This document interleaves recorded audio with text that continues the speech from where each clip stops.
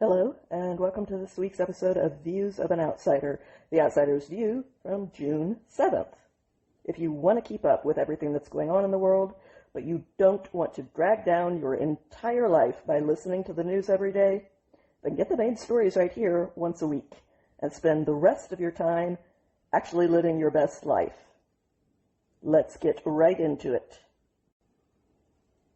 Before we jump into this week's headlines, I always start every new month by thanking the people who tuned in last month. It's just a little tradition of mine to let you know how grateful I am to everyone. So I would like to thank all of you for making last month my best month ever, starting with my largest audience in the United States of America.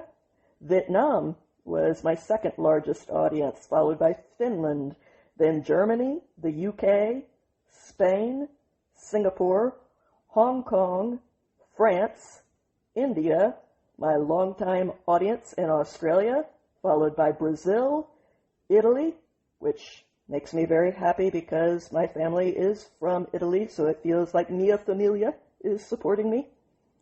They were followed by Argentina. The Philippines joined us last month.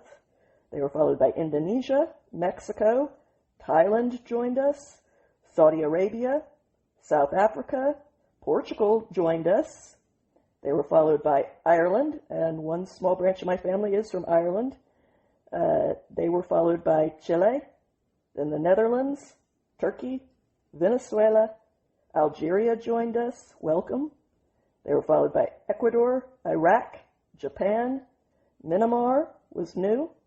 They were followed by Pakistan, Ukraine, Uzbekistan, Bosnia, and Herzegovina was new, and I'm probably mispronouncing that. I apologize if I am. They were followed by Bangladesh.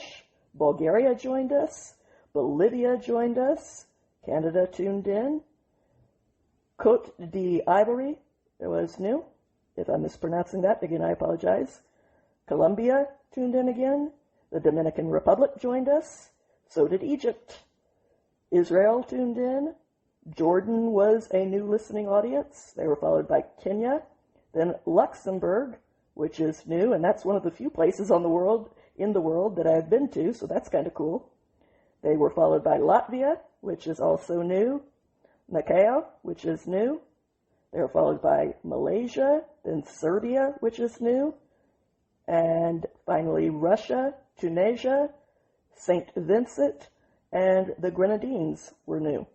So a big thank you to all of you. I know there are millions of podcasts out there that you could be listening to, and for you to even give me a chance is a beautiful thing, and I really appreciate it.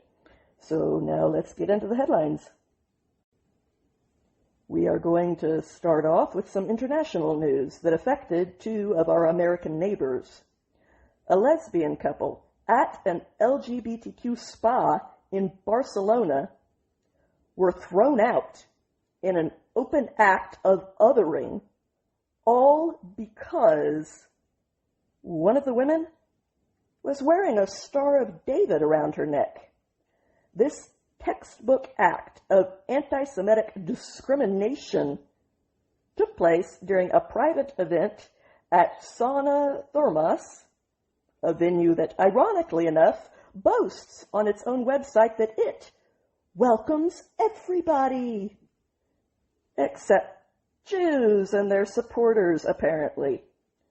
Video of what happened was taken by the victims and posted by the Daily Mail.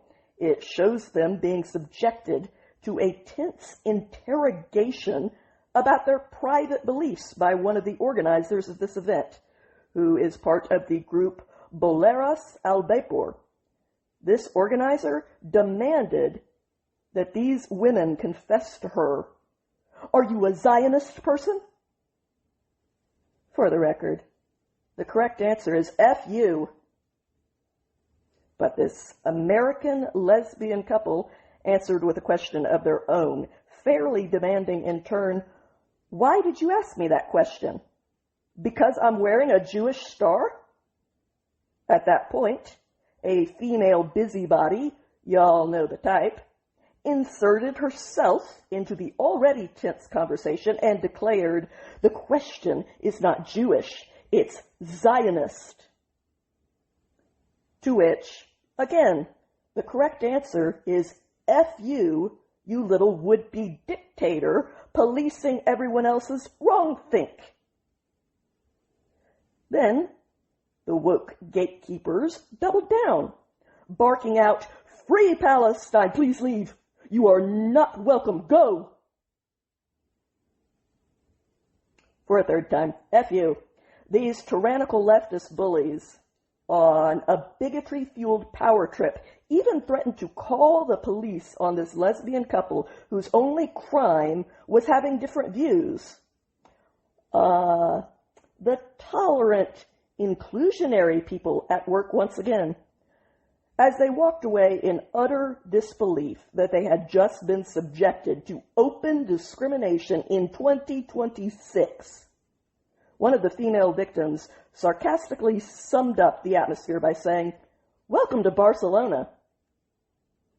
But as soon as the video went public, Sana Thermas went into damage control mode by publicly posting a condemnation of the incident that took place at their facility. But at least they went further than empty condemnations to save their own butt. They also publicly ended their relationship with Boleros Aldepor and stated that this spa rejects any form of anti-Semitism. Well, look who's not welcome at the spa now, bullies. Meanwhile, Israel's foreign ministry also condemned this open act of modern-day bigotry, writing, "Targeting Jews because of Jewish symbols is blatant anti-Semitism." Fact. For which the spa blames rogue organizers, but the reality here is that Spain itself has become a hotbed for open hostility towards Jews, a bigotry which is driven by a radical left-wing coalition in their government. In the first half of 2026 alone, vandals have desecrated Jewish graves at Barcelona's Les Corts cemetery. On top of that disgusting act, in February, 3 elderly Israeli women, including a 91-year-old Holocaust survivor, were expelled from the Reina Sofia Museum because they were wearing a Star of David necklace and an Israeli flag. These elderly ladies were hostily insulted and accused of being 91-year-old crazy child killers, murderers, and genocidal maniacs by the rabid bigots that were throwing 3 old ladies out of a museum for being Jewish. Deprogram yourself, please. In the meantime, sadly, none of this was even surprising, given that in 2024, the same museum hosted a radical program titled From the River to the Sea, while Barcelona's city council severed ties with its twin city, that would be Tel Aviv, in 2025. In a milder form of the Jew hatred that this country displayed during the Spanish Inquisition, modern-day Spain has led a vicious European political crusade against Israel, halting arms transfers and even blocking ships carrying weapons to Israel, including defensive weapons, from docking at Spanish ports. Even experts claim that this political extremism is fueled by a deep-seated prejudice in that country. In a 2021 essay published by the German Federal Agency for Civic Education, an essay that was written by the sociologist Alejandro Baer, who noted in that report, Spain is a country where Jews represent approximately 0.1% of the overall population, and yet there is an outsized acceptance and historically unabated indulgence of anti-Semitic stereotypes opinion polls continue to reveal deeply rooted anti-Semitic cliches, end quote. Spain, you are better than this, or at least you need to be.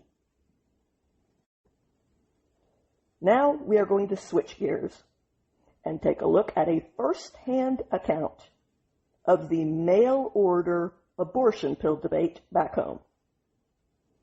I just want to start off by saying that no matter what your position is on abortion itself, and full disclosure, I am against it, but even if you are pro-abortion, you still should not be in favor of mail-order abortion pills. If you are pro-abortion, then you should be in favor of those pills being available from a responsible doctor who is giving them directly to a willing patient and monitoring the situation for her safety. No one, pro-abortion or anti-abortion, should be in favor of doing it any other way than that, because doing it any other way is how women wind up being severely abused. So unless you're in favor of that, you should be on the side of ending mail-order abortion pills. If you truly want women to have a choice over what happens to their bodies, and that is not just a slogan to you, then you should not be in favor of something that gives that very choice to women's abusers instead. On those grounds, mail-order abortion pills must be stopped, and you should be in favor of that regardless of your position on abortion. Here's why. This article was written by Jonah Affolter. I work in healthcare. I spent my adult life caring for vulnerable people. I never imagined I would become one myself. I also never imagined the man I trusted, who took an oath to do no harm, would harm my life forever. At first, my ex-boyfriend seemed normal, calm, and successful. We bonded over our jobs in healthcare. We laughed a lot and built what I believed was a genuine relationship. But the person I thought I knew didn't exist. A few months into our relationship, I found out I was pregnant. The moment I told him, everything changed. His calm demeanor disappeared. That was when his secrets spilled. He revealed he was still legally married. Then he commanded I abort our child. He spoke obsessively about appearances, his family, and his future career. He repeatedly pushed for an abortion. I firmly said no. You don't have to be involved, I said. I was financially stable and able to raise a child on my own. Days went by, and then his apology came. I was shocked. He had completely changed. He was saying he would be the man I needed him to be, and he wouldn't fight against our baby. He offered acts of kindness. He even started getting me hot chocolates daily. Little did I know he was slowly poisoning our baby and me with the abortion drugs he'd bought online, using his ex-wife's information. Tragically, that wasn't even the worst of it. After going to bed one night, I woke up around 4 a.m, feeling like someone was staring. He was awake, hovering over me. Then in a flash, he pinned me down and forced crushed abortion drugs into my mouth. I knew what he'd done. As someone in healthcare, I understood how quickly these crushed drugs would absorb through my gums. I fought him off and ran to call 911. He took my cell and my keys, blocking me from leaving. I rushed to the kitchen, trying to rinse the powder from my mouth, but he continued to restrain me, buying each minute for the drugs to do their intended purpose of killing our kid. He kept yelling the same things at me. My father will cut me off. My family will be ashamed. My career will be ruined. At no point did he show concern for our child or for me. When he assumed the drugs had sufficiently aborted our baby, he returned my belongings and I went straight to the hospital. After arriving, I began hemorrhaging. Blood was everywhere. The ER staff had to clean me and change the sheets because it was so severe. And the trauma didn't end there. The medical staff had to support me through the tragedy of miscarrying my child in front of them. Then the police came. Detectives found crushed drugs and recovered evidence that corroborated my account. Today, my ex-boyfriend has been charged with this crime and pleaded no contest. He's lost his medical license, but could still avoid prison time altogether, a terrifying fact that haunts me. But this story is much bigger than mine. What happened to me is a reality that should terrify every American. I had no idea that these abortion drugs could be obtained online with no oversight, no in-person exam, no safeguards, no follow-ups. Just a man on a computer in the comfort of his home using his ex-wife's information to order these drugs and have them arrive on his doorstep 2 days later. People can argue endlessly about abortion, but no woman should fear being drugged against her will. No woman should wake up to someone forcing abortion drugs down her throat. What happened to me violated every principle of healthcare. I'm speaking out for the first time because silence protects people who commit acts like this. And unfortunately, I am one of many women harmed by these mail-order drugs. Look at Rosalie Marcheziak in Louisiana, who lived a nightmare like mine. Now she's suing the FDA because her ex-boyfriend ordered the drugs online and pressured her to take them. All because the FDA removed basic safety rules that required in-person visits.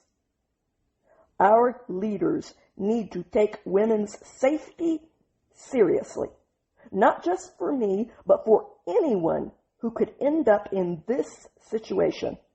I hope Rosalie's lawsuit will be resolved to restore important safeguards so abusers can't get abortion drugs in the mail. No one should suffer. If the drugs are powerful enough to end human life and cause massive hemorrhaging, then they shouldn't be treated casually. My ex-boyfriend made a choice. He chose deception over honesty, force over consent, and to violate two human beings, me and my baby. No woman should endure this, and no society that values women's safety should look away. And And while we're on the subject of abusers, according to the Daily Wire, an FBI field office made history when it secured 2 life sentences against child predators in the same week. That milestone involved 2 separate prosecutions of violent crimes against children, including one case involving a nonprofit executive who used cruise ships to sexually abuse autistic kids. The director of the FBI, Kash Patel, told the Daily Wire, this FBI is cracking down on child predators more aggressively than any other in history, arresting 2,900 alleged abusers. Those numbers are up by 70% compared to last year, and identifying or locating nearly 7,000 children since last year. Those numbers are up by 144%. We have dedicated teams across the country vigorously pursuing criminals like these and rescuing victims every single day, saving lives, reuniting families, and putting animals who abuse children behind bars. As far as these 2 cases, a federal judge in Florida sentenced 63-year-old James Bernard Grover of Deltona to life in federal prison for coercing a minor to engage in sex with him after a federal grand jury convicted him of that crime on February 27th. According to the Department of Justice, Grover was both the founder and the executive director of the Special Needs Advocacy Program, a nonprofit that supposedly served those with special needs in the Sanford community. And now we know what this pedo meant by serving. Prosecutors say that Grover used his charity platform to meet an autistic child and coerce the minor into engaging in sexual activity with him. An official at the FBI told the Daily Wire that the 63-year-old preyed primarily on young autistic boys and then used cruise ships in international waters to victimize those children. Due to the widespread nature of his victim pool, the Bureau's investigators sought victim information and found out that Grover's crimes dated all the way back to 2010. As for the second separate case, the FBI secured another life sentence against 20-year-old Montre Roseberry, an Orlando man who was convicted of multiple sex crimes against multiple children. According to the DOJ, Roseberry operated a scam designed to intimidate, extort, and threaten children online into producing child pornography for him, otherwise known as child sex abuse material. Here is how the vile scam preying on children worked. Prosecutors say that Roseberry pretended to be a woman in order to manipulate his young victims online into sending him sexually explicit photographs and videos of themselves. Then he blackmailed the kids. The DOJ's statement said that Roseberry then used the images and videos to extort the victims into producing increasingly perverse content involving sadomasochism, coprophilia, bestiality, and the sexual abuse of other children. This pedo's crimes victimized more than 50 different children all across the United States. At least that's the number that they know about. He was able to perpetuate this abuse against them by threatening to send the kids sexually explicit photos to their families and friends if they didn't comply with his abusive commands. An FBI official told the Daily Wire that in some cases, Roseberry even threatened to murder the child victims who got caught in his web. Director Patel said, "Thanks to outstanding work by FBI Tampa and our partners, these 2 life sentences in the same week reflect that we're not slowing down, and anyone who targets kids will feel the full weight of American justice." These 2 sentences that have just been passed mark the first time that any FBI field office has secured 2 life sentences against child predators in the same week. This is what the FBI is for, not for targeting people with different political or religious beliefs. And yes, I am talking to you, Biden. Now let's hop back across the pond and check out what was going on in our former motherland in an update to a case that we have been covering. On Tuesday, protesters took to the streets in the UK after body cam footage from their own police showed officers handcuffing and kneeling on 18-year-old baby-faced Henry Nowak as he lay dying from 5 stab wounds that were inflicted by a man who had falsely accused him of racism in order to dodge responsibility for his entirely unprovoked knife attack. That thug, 23-year-old Vikram Digwa, has now been convicted of murder and sentenced to life in prison, a word that maybe you need to define in Britain because he has a minimum term of just 21 years on a life sentence for murdering the promising first-generation college freshman in Southampton last December.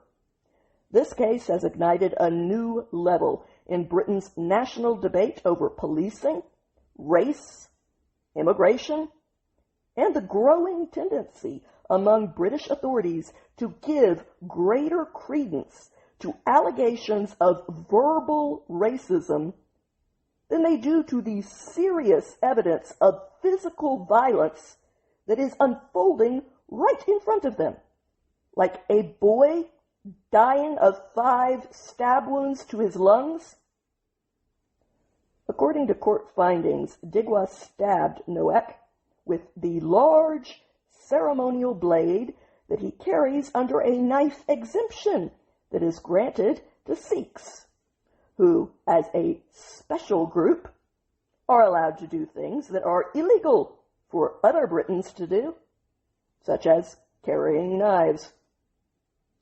After the deadly attack with that knife, which Digwa initiated by approaching Henry and declaring to him that he was a, quote, bad man, something that was caught on video, which the victim was making as he walked home.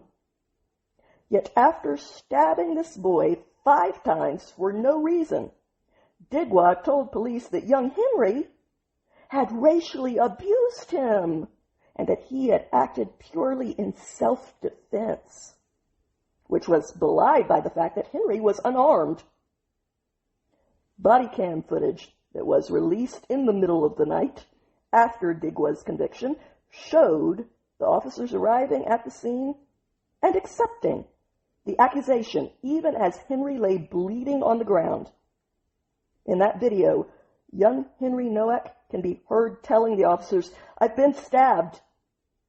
And while they were very quick to believe the evidenceless and ultimately false claims of racism, no one took that stabbing claim seriously despite the blood.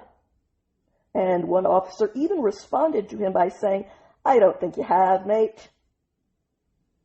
As the body cam footage continued to roll, Henry repeatedly told officers that he could not breathe. Yet he was handcuffed, knelt on, and informed that he was under arrest for the assault that had been perpetrated on him. Then Henry eventually lost consciousness while handcuffed. Police later removed the handcuffs and attempted CPR, but young Mr. Nowak died shortly after that. during the sentencing of his exploitative murderer who used lies concerning racism as a weapon, along with his knife, Judge William Mosley flat out said that Digwa had falsely claimed that Henry Nowak had called him a racial slur. Then Mark Nowak, Henry's father, delivered an emotional statement after the sentencing of his son's brutal killer, rightly accusing British police of treating his son like a criminal instead of a victim, even as he lay drowning in his own blood, and all on the basis of a false claim that he had used a bad name in the form of a racial slur. He pointed out Henry did not die with dignity. Instead of being treated as a dying victim, police formally arrested Henry for assault and read him his rights. He contrasted his son's treatment with that of his killer, Digwa, who he pointed out was immediately believed by the authorities despite being the one who had stabbed another person, the only difference being the color of the two people involved. The footage of Henry Nowak's desperate pleas for life-saving help has triggered a fierce political backlash, with the leader of Reform UK, Nigel Farage, correctly asserting, for anyone who has been following Britain for several years, that this case is just the latest demonstration of Britain's two-tiered policing system, which is based on race. And Farage rightly claimed that officers were more concerned about accusations of racist words than they were about a stabbing or about protecting a dying teenager who happened to be white, which, for unjustifiable reasons, made him a lower racial priority than his killer. The historically unpopular, I say that because according to the polls, he is the most unpopular prime minister in British history, Keir Starmer, acknowledged that this horrifying footage raised some serious questions about the conduct of police, and specifically he questioned how the allegations of racism may have influenced officers' decisions at the scene. Yes, that is a mystery wrapped in an enigma, all of which are entirely the results of your policies. You gotta love politicians being only about 5 or so years behind the public. The British Home Secretary Shabana Mahmood described the footage as disturbing and tragic, but argued and urged the public not to let this case stir up emotions that might disrupt the all-important pursuit of diversity in British communities. She warned that misinformation and threats that are being directed at police officers were only worsening an already volatile situation. Yes, the answer is not caring and blind compliance with wrongdoing. Those warnings did not calm the public anger of the British people, who have gone utterly unheard for far too long by their own government and who continue to be shushed. So hundreds of demonstrators gathered outside of the police station in Southampton the day after the conviction took place and the footage went public in the middle of the night, chanting, "I can't breathe," and "Shame on you." By Tuesday evening, the crowd had grown substantially as protesters marched through that city carrying British flags and photographs of Henry Nowak. Officers in riot gear blocked access to parts of the city, and some of the protesters threw things at the police.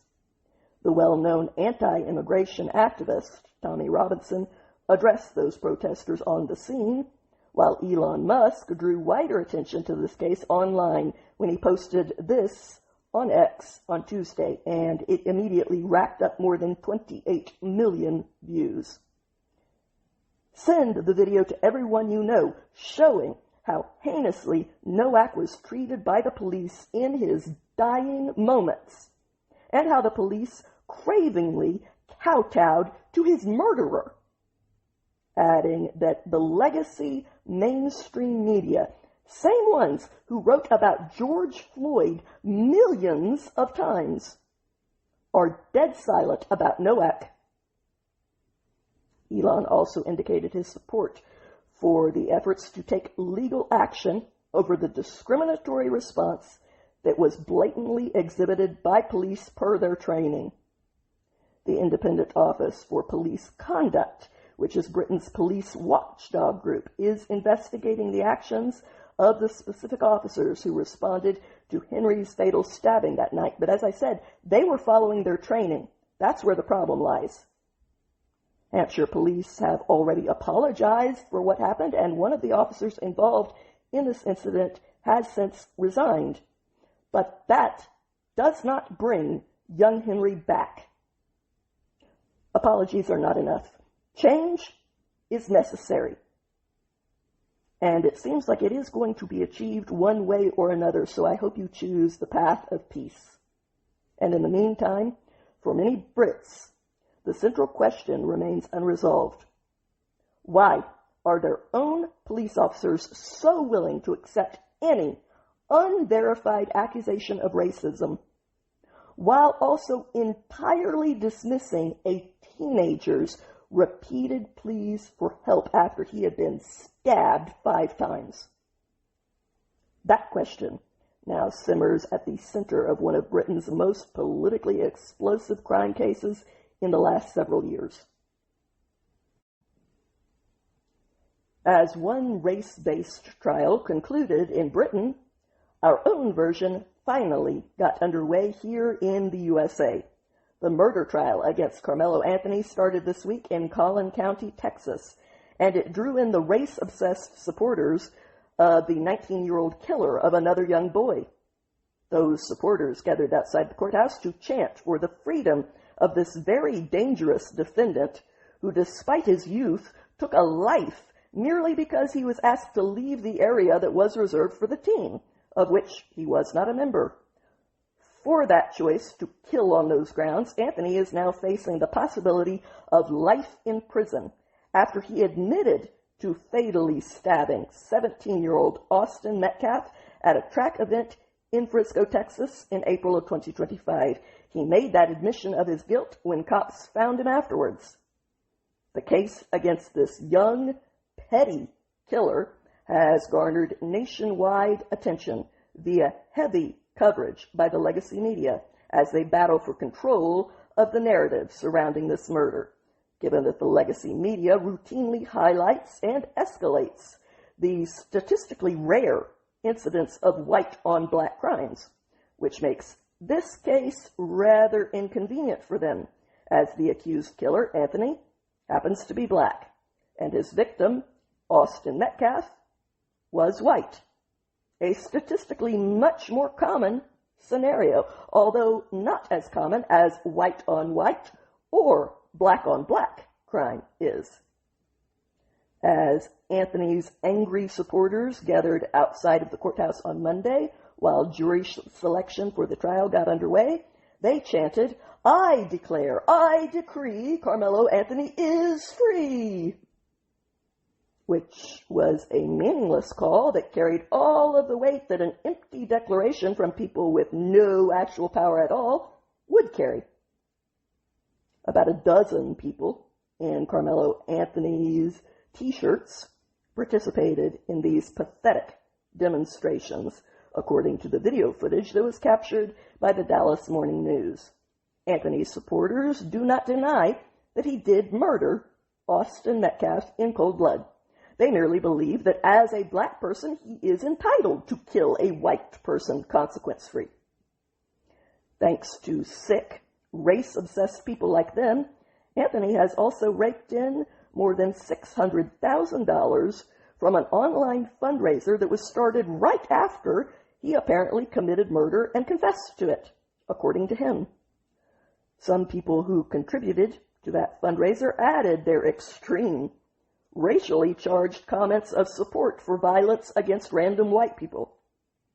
Just to recap, according to the eyewitness accounts, and there are several, the fatal confrontation began when Austin Metcalf told Karmelo Anthony to leave the team's tent during the track event because Anthony was indeed not on the team. Witnesses told investigators that Anthony then pulled out a knife, threatened Austin Metcalf, and stabbed him. Austin Metcalf later died in his 17-year-old twin brother's arms. After taking a life for no reason, Anthony admitted to the police that he had indeed stabbed Austin Metcalf after bringing a knife to a school sporting event, also apparently for no reason, reportedly telling the officers, quote, "I'm not alleged, I did it," end quote. Jeff Metcalf, Austin's father, said after Anthony was indicted last year that he is confident in his community and that he has faith that justice for his murdered son will be served regardless of race, saying in a statement, "I am pleased that we are moving forward with the first-degree murder indictment. It now goes into the court system. I fully believe that justice will be served for Austin Metcalf. I look forward to the forthcoming trial, but it will never bring my son back." That trial is now underway, in which Anthony is being tried as an adult on first-degree, premeditated murder charges. His defense team is expected to claim that he acted in self-defense when he stabbed Austin Metcalf, who was unarmed at the time, so that's going to be a complicated claim to pull off. Elsewhere, other crimes were making headlines as well. Federal authorities made a bust that uncovered a massive drug tunnel running across our southern border, which ended in a fake California storefront that investigators say was actually used to traffic cocaine into the United States. That tunnel, which stretched 1,933 feet, started in Tijuana, Mexico, and ran all the way to Otay Mesa, California, near the border's port of entry. According to the U.S. Attorney's Office for the Southern District of California, that tunnel was 55 feet deep in the ground and 4.5 feet high. This illegal passageway for drugs led to a supposed store called Buy for Less, and that tunnel was no amateur job either. It was outfitted with reinforced walls, rail and ventilation systems, and even electricity. According to the Justice Department, during their operation, the authorities seized more than 1 ton of cocaine, which has an estimated street value of $45 million, which the cartels will never see. The acting Attorney General, Todd Blanche, said that this bust shows the administration's unwavering commitment to dismantling cartels, stopping the flow of dangerous drugs into our communities, and keeping American families safe.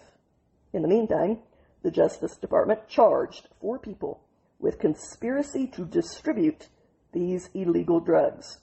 One of the accused was also hit with charges of conspiracy to use a cross-border tunnel and conspiracy to import controlled substances. This bust had been in the works for a while, according to the Justice Department. Agents with Homeland Security investigations began conducting surveillance on the Buy for Less warehouse in December of 2025 after observing suspicious activity there. The Justice Department said that these agents had observed Gregorio Epifano Hernandez Lopez and other employees of the alleged store frequently transporting large numbers of suitcases out of the storefront and placing them into vehicles, and even walking suitcases across the border into Mexico. Those suitcases appeared to be empty, so agents did not act to intervene at that time, but those agents were watching on May 29th when a man loaded 3 large, heavy objects into a white van that drove away from the store and parked near a mechanic's shop. One of the accused, Brandon Escalante Sandoval, was allegedly conducting counter-surveillance nearby on his bicycle. Escalante allegedly later went up to the van, removed the keys that had been hidden in the gas cap, got in, and began reversing that van to back up to another van, bumper to bumper. Both vans had their rear doors open to one another as people removed 3 deep freezers from one of the vehicles, then placed them in the bed of a truck and stuffed the truck with packages. The loaded truck then drove away and parked nearby. Agents said that they watched Escalante exit the truck, jump on his bike, throw the keys under the truck, and leave the area. Jose Jimenez grabbed the keys and drove away in the truck before sheriff's deputies stopped him. Upon searching that vehicle, the deputy's canine police dog alerted them to the presence of illicit drugs. After that, agents observed 2 men carrying heavy boxes out of the Buy for Less storefront and putting those boxes into another truck. Hernandez then sped off in that truck before he was stopped by sheriff's deputies, whose canine once again alerted them to the presence of controlled substances. As for the second van, deputies also stopped it and identified Antonio Cortez as the driver. For a third time, a police dog again alerted them to the presence of drugs. All total, the authorities seized more than 2,269 pounds of cocaine, which is more than 1 ton. After that drug seizure on May 29th, a federal judge signed warrants authorizing searches at the fake storefront and at the mechanic's shop. That was when agents found the tunnel exit hidden under the floor of a storage room on the Buy for Less property. Since 1993, authorities in Southern California have discovered 99 such tunnels illegally crossing our border underground, the most recent of those being discovered in 2022. And speaking of a perfect example of the reason why countries have borders and the kind of people that don't believe in them, on Tuesday, an Egyptian-born naturalized citizen of the United States, one Adam Hamaway, a man who was a defense witness for the convicted terrorist dubbed the Blind Sheik, won the Democrat primary for New Jersey's 12th congressional district. Hamaway is a veteran combat surgeon with the Army who gained national attention when he scored endorsements from several big-name squad members, like the far-left Representative Alexandria Ocasio-Cortez, the America-hating immigrant Ilhan Omar, and the terrorist-loving Rashida Tlaib. I will come back to that in a moment. The socialist Senator Bernie Sanders also backed Hamaway. Now, to his credit, during his time as a combat surgeon, Hamaway helped save the life of Senator Tammy Duckworth when her Black Hawk helicopter was struck down by a rocket-propelled grenade in 2004. However, what he is facing scrutiny for is his role in a trial for the World Trade Center bombing, where he defended the so-called Blind Sheik's act of terrorism against this country. And he is also being scrutinized for his past work with a now defunct organization that provided actual support to al-qaeda, the enemy of this country and killer of more than 3,000 of its people. So the terrorist connections here abound, which explains why the squad approves of him. After all, they never met a terrorist they didn't like. As for the details here, in 1995, Hamaway testified as a defense witness during the terrorism trial for the Muslim cleric Omar Abdel Rahman, aka the Blind Sheik. Hamaway admitted that he had accompanied Abdel Rahman to a conference in Detroit, but then he disputed some of the allegations about the cleric's known statements. The New York Post pointed out that notably, Hamaway testified that Abdel Rahman's remarks about, quote, conquering the land of the infidels were being taken out of context by the prosecutors. Silly you. Despite his efforts to spin the known crusading mindset of Islamist extremists, and that's not the same thing as Muslims, Abdel Rahman was nevertheless convicted of helping to plan terrorist attacks, and he was linked to the group that was responsible for the 1993 World Trade Center bombing. A spokesperson for Hamaway has now tried to distance the man who wants to sit in our Congress from his own terrorist-linked past by stating that at the time, Abdel Rahman, the man that he defended, was one of very few religious figures in what was then a very small Muslim community in New Jersey, as though that excuses defending terrorism in the form of bombing. It's okay to be in favor of that as long as your community is small. Yeah, let's see how that lands. Then he added that now Dr. Hamaway condemns that man's violent rhetoric and actions and all violence, hatred, and terrorism, and he will always. Dr. Hamaway has no contact with this person after they were arrested. He just tried to get him set free by testifying on his behalf. And he condemns him now, just not then. But the story doesn't end there. In 1994, Hamaway also worked with the Benevolence International Foundation, which was a nonprofit where he helped deliver medical supplies to hospitals during the Bosnian War. However, in 2002, Bosnian authorities raided that group's offices as part of a joint operation with the United States and wound up dismantling Benevolence International Foundation, which was identified as a front for the Islamic terrorist group al-qaeda, according to Jewish Insider. And they were not alone in that assessment. The 9/11 Commission also found that the base for this group was part of an impressive array of offices that covertly produced financial and other support for terrorist activities, a system that Osama bin Laden personally established in the early 1990s.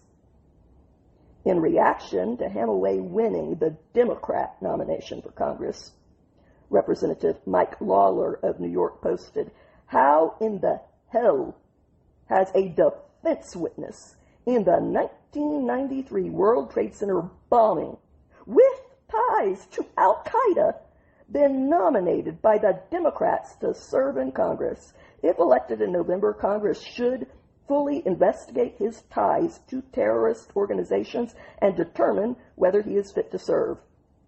As a representative of New York, you can kind of understand his feelings on the matter. Representative Anna Paulina Luna of Florida felt the same way, writing, "This guy was a defense witness in the 1993 World Trade Center bombing, allegedly with ties to al-qaeda. There is no way he can have security clearance. National security risk." Which is why Hamaway must be defeated by all common sense people on both sides of the aisle when he faces off against Republican Greg Melee on November 3rd for the congressional seat in New Jersey, where Hamaway is heavily favored to win, as that district is a very entrenched Democrat seat. Which is why the current ban on any foreign-born citizens serving as president or vice president, a ban that has been around since our founding, needs to be extended to our congressional lawmaking body. We cannot have foreign terrorists governing us if America is to survive. That should not be controversial to anyone with any level of reasoning abilities at all. And speaking of Congress, as promised, let's circle back around to the squad. The House struck some comments that were made by Ohio's Republican representative, Max Miller, after he blasted Michigan's Democrat representative, Rashida Tlaib, on the House floor on Wednesday by calling her out for being someone who, quote, advocates for terrorists on a daily basis, end quote. Now, we all know that this accusation is entirely true, and yet these bluntly honest comments were still struck.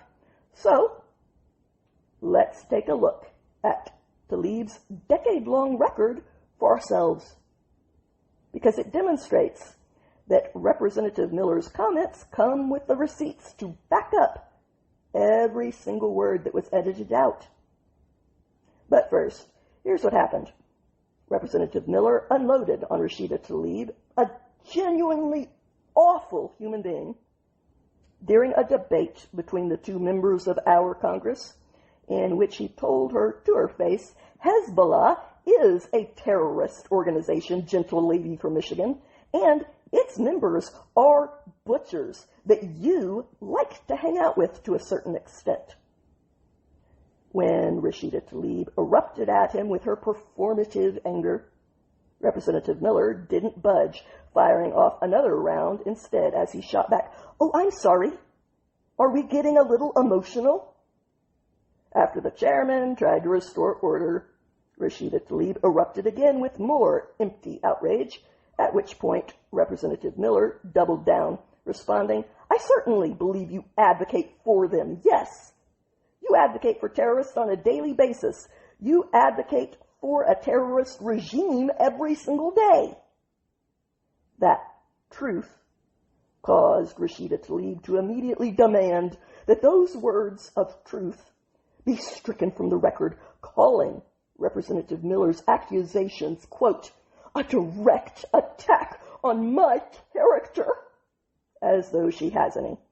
According to Axios, the House did strike the comments after Representative Miller refused to voluntarily retract his remarks. Good for you. California's Republican Representative Jay Obernolt, who was presiding over the House, declared, quote, such remarks impugn the patriotism and loyalty of a member of the House, which is not in order. It is if those remarks are accurate. Without objection, the offending words are stricken from the record. Now, the irony here is that the House itself has already weighed in on Rashida Tlaib's record. In November of 2023, the very chamber that is protectively coddling her now and her supposed patriotism voted 234 to 188 to censure her back then, with 22 Democrats crossing the aisle to support this official rebuke of Rashida Tlaib. That very resolution cited a several years long, entirely consistent pattern of anti-Israel rhetoric from Rashida Tlaib, as well as her open promotion of the From the River to the Sea slogan, a chant in favor of a genocide by Hamas against the Jews. And the House resolution also cited her inflammatory statement just one day after the October 7th massacre, in which Rashida Tlaib blatantly lied by calling Israel an apartheid state, which it definitionally is not, And she then called for the United States to cut off all support for its closest ally in the Middle East 1 day after the attack, before Israel had made any response at all to the slaughter of October 7th. And that was far from an isolated incident. Rashida Tlaib also said on the Skullduggery podcast that, quote, "There's always kind of a calming feeling, I always tell folks, when I think of the Holocaust and the tragedy of the Holocaust. Yes, the Holocaust was calming. In 2021, Tlaib spoke at a rally outside of the State Department where activists chanted for the elimination of Israel, while Palestinian terrorists were firing hundreds of rockets into Israeli cities full of civilians at that very moment, which they were entirely good with. In 2020, Rashida Tlaib promoted the people defending Ahmed Erekat, who drove his car into a border checkpoint in a deliberate terrorist attack. In February of 2024, Rashida Tlaib was the only member of the entire House, whether Democrat or Republican. Yes, not even her fellow squad members joined her on this one. She was the one and only member of Congress to refuse to vote in favor of a resolution that condemned Hamas's use of rape and sexual violence as a weapon of war. Let me repeat that. Rashida Tlaib refused to condemn rape in war and voted present instead. She was also a member of a private Facebook group whose members openly glorified Hamas during the immediate aftermath of October 7th. That group, of which Rashida Tlaib was a part, was getting off on posting photos of Hamas killers who were posing with their elderly hostages, and that group was busy openly celebrating the slaughter of Israeli soldiers as, quote, achievements. That group's founder is also one of Rashida Tlaib's key fundraisers, a person that has posted videos online questioning the existence of the Holocaust and calling all Jews, quote, satanic. So to recap, Representative Miller called Tlaib a terrorist advocate on the floor of the House. The House itself censured her for that very thing. Her own colleagues slammed her for that very thing. Her own Facebook group cheered on Hamas terrorists, demonstrating the truth of that very accusation. They can strike Representative Miller's words to be PC, but regardless, the simple fact is that they are still the most well-documented words of truth that have been spoken in Congress in a very long time. So now that that is back on the record, we might ask ourselves what was happening on the immigration front this week.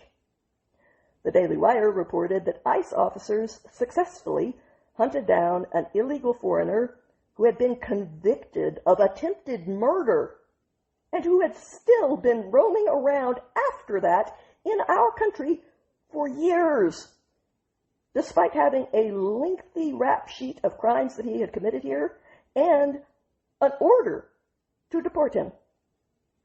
Footage of a raid on May 5th showed ICE officers knocking on the Nashville apartment door of this illegal foreigner from Sudan, the repeat criminal Gabriel Mayor Ayuel.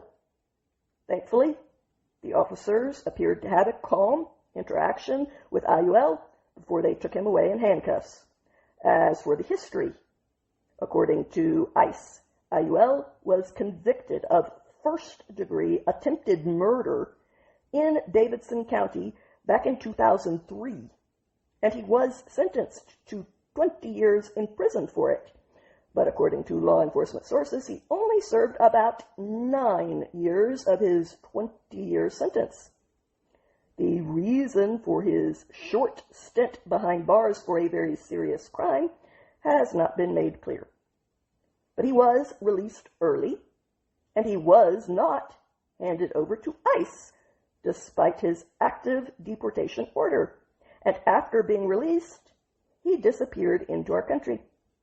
For months, ICE officers have investigated, tracking down his whereabouts, and they finally found him at his apartment in South Nashville. He later told the officers that he had just moved into that building 1 week before they arrested him. One of the officers in the video of that raid could be heard saying, "The subject that we just arrested received a removal order about 20 years ago, continued to just remain here in the United States while he was committing those crimes." Indeed, ICE said that IUL had arrived in the United States in 1995 as a refugee. While in the United States that generously took him in, he was convicted for attempting to murder one of our people. And he was also arrested for endangering countless more by driving around drunk on our streets. Then he flipped this generous country the bird again by failing to appear for a court date in Georgia. Plus, he has been convicted of aggravated assault with a deadly weapon, felony possession of a prohibited weapon, and felony flight to avoid prosecution in Tennessee. According to ICE, while he was behind bars in July of 2008, IUL received his deportation order because the people who took him in didn't like his particular brand of contributions. Despite that order to remove him, he never left this country, which is a felony offense. The field office director for ICE Enforcement and Removal Operations in New Orleans, Brian Acuna, said in a statement, "Removing illegal aliens with serious criminal convictions from our communities is essential to protecting public safety. We are committed to enforcing immigration laws and prioritizing cases that pose a threat to our neighborhoods." And so far, this administration's deportation efforts have resulted in more than 641,000 arrests and over 800,000 deportations, according to the border czar, Tom Homan, who was speaking to the Washington Examiner. And that's not counting self-deportations, of which there have been even more. And speaking of the border, on Wednesday, the Secretary for the Department of Homeland Security, Mark Wayne Mullen, provided the country with a timeline for the completion of the border wall.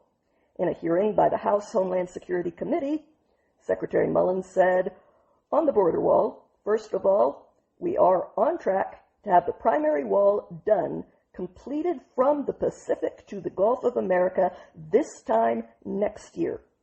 We'll have all contracts out by the end of this month, and we're having great progress."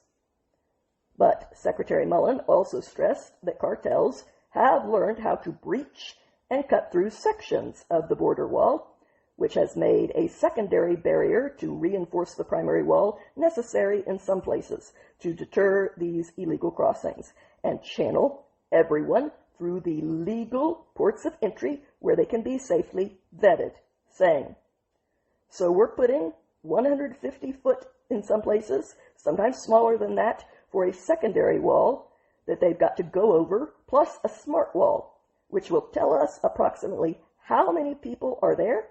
If they're carrying a pack, they're not carrying a pack. The smart wall is pretty impressive. We can put a drone in the sky to immediately keep eyes on them." Secretary Mullen predicted that his agency should be able to complete the secondary barrier for the wall by the summer of 2028, before elections take place in the fall. According to the reporting by the Daily Wire, under the Biden administration, Border Patrol agents saw a daily average of 5,110 illegal, unvetted foreigners cross the border every day for 4 years. Under President Trump's second term, illegal border crossings have fallen to historic lows, and the Big Beautiful Bill unlocked additional funding for enhanced border security reinforcements. But this routine hearing on Capitol Hill turned contentious when Representative Cherie Thander asked Secretary Mullen, "When will you stop DHS from using its social media accounts to spread bigoted and racist words and imagery promoting Great Replacement theory?" To which Secretary Mullen responded, "It's interesting how you make those claims and give no facts, but yet your party's the one that's supporting the guy that's got a Nazi tattoo on his chest in Maine." "Burn," Thander declared. "I have the facts." But if that's true, they must be top secret because they were not forthcoming. So Mullen went on offense, saying, "There are no facts. You throw out nationalism and Nazism, and that's exactly what causes the hatred and violence that happens to our officers every single day, and you should be ashamed of using that." And before you pull out the default racism card, you would probably want to note, before he was appointed as secretary, Mark Wayne Mullen was the only Native American senator in Congress, thanks to Oklahoma's voters. I mean, you still have misogyny. I'm not sure how that applies here, but it is your other default, so I assume you're going to make it work.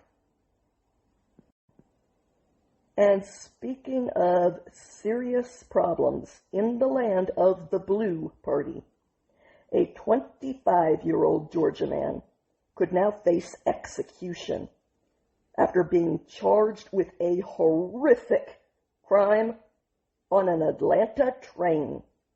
That suspect allegedly slashed the throat of a beloved great-grandmother, and then he stabbed her up to 20 more times in a completely unprovoked slaughter that was caught on tape, just like Irina Zarutska's was.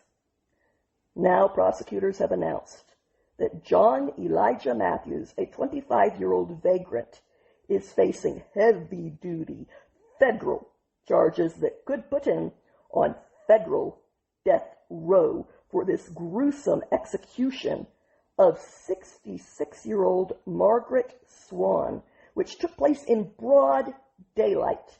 This bloodbath that butchered a grandmother all unfolded on May 30th, right before noon, on a northbound MARTA train. Surveillance footage captured the entire chilling scene as the horror unfolded. According to the Fulton County arrest warrant affidavit, Ms. Swan, who was described by authorities as a phenomenal mom and the rock of her family, boarded train car 134 and set alone. Minutes later, Matthews stepped into the train car wearing glasses, an orange t-shirt, and black slides. He didn't say a word.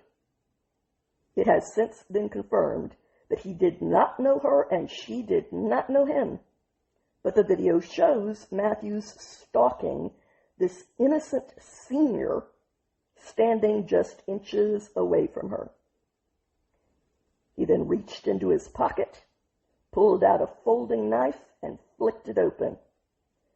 6 seconds later, horror unfolded as blood was spilled for absolutely no reason. According to the chilling arrest affidavit, Matthews suddenly grabbed Miss Swan by the head and cut her throat with his right hand. The terrified great-grandmother screamed, desperately trying to fight her way out of the seat and get away from him.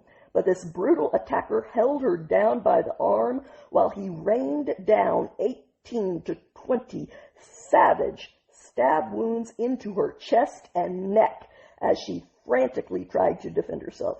Other passengers fled the car in panic, as the affidavit describes Matthews throwing Miss Swan's mangled body to the dirty floor of the train. He then stood over her bleeding body for nearly 2 full minutes while the train finally screeched into the Oakland City station. There, Matthews allegedly stepped off of the train with the bloody knife still in his hand. Sound familiar? But his escape was short-lived thanks to a transit cop who had been alerted by the terrified, screaming commuters pointing at Matthews, and that heroic cop cornered the killer on the platform. After a brief standoff, cops detained Matthews and placed him in cuffs. Emergency workers rushed in to try and save Miss Swan, but she was pronounced dead at the scene. Now the feds have stepped in. U.S. Attorney Theodore Hertzberg slammed this killing as the unprovoked attack of senseless violence that it was. And the acting Attorney General Todd Blanche will now personally decide if the government will seek the death penalty here. And the answer better be yes, sir. First Irina Zarutska and now a grandma. This is not compassion, and it has to stop. Innocent people are dying. Enough. Meanwhile, Miss Swan's devastated family is understandably furious as they tore into the weak, pathetic coward who stole their matriarch's life, ripping her from her family's loving embrace. And they are also demanding to know why transit cops are not doing more to protect women on the increasingly dangerous, crime-ridden train systems. That would be the result of your local politicians. That's the answer. This incident was the second homicide in the last 2 months near that Oakland City station. Ms. Swan's heartbroken daughter, Shanae Sams, said, "You took away our rock. You took away a gem." Her other daughter, Tiara, said, "She was a phenomenal mom." Just for him to do that, it's unforgivable. I don't forgive him. I will never forgive him, ever. I can't blame you for that, or judge you the least little bit. I cannot say with all honesty and certainty that I would be able to forgive if I was in your shoes. So you have only my heartfelt sympathy and my prayers, which is all I can offer you. And speaking of situations that it is no longer optional to get under control, on Wednesday, a dual citizen of both the United States of America and Iran. Who exactly thought that allowing that was a good idea? Living in one of California's most exclusive zip codes, was arrested for secretly supplying American technology to both Iran's nuclear program and to its military establishment. In fact, this traitor spy apparently smuggled more than 250 metric tons of networking equipment into Iran just in the 4 years between 2014 and 2018 alone.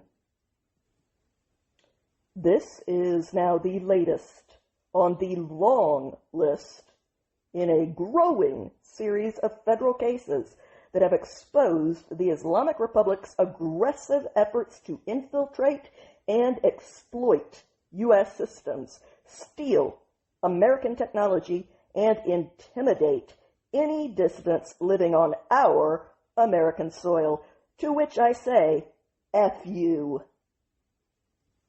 63-year-old Jamshid Gumi of Newport Coast, California, was arrested on federal charges that he conspired to illegally violate the United States sanctions against Iran as CEO of the tech firm FPR, which is based out of Tehran. Gomi spent more than a decade obtaining sophisticated American-made networking, security, and encryption equipment for his customers in Iran, customers including Iran's Ministry of Defense and Armed Forces Logistics, plus the Atomic Energy Organization of Iran, which is the agency that is directly responsible for Iran's centrifuge and its uranium enrichment programs. To hide what he was illegally doing, Gomi routed his criminal shipments through front companies in the UAE. He instructed his co-conspirators to scrub his name from shipment paperwork. He hid U.S. equipment inside larger shipments and referred to Iran internally as the motherland.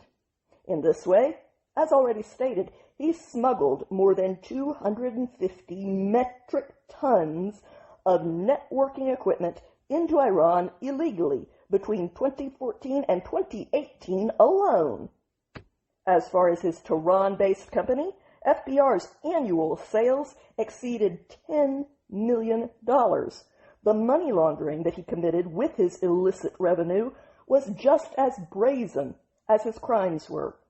Ghomi moved more than $15 million from Iran into his U.S. bank accounts, and he falsely reported these funds to the IRS as being a foreign inheritance. And to top all of that off, during that same period, he also claimed the Earned Income Tax Credit, a benefit that is available to low-income workers.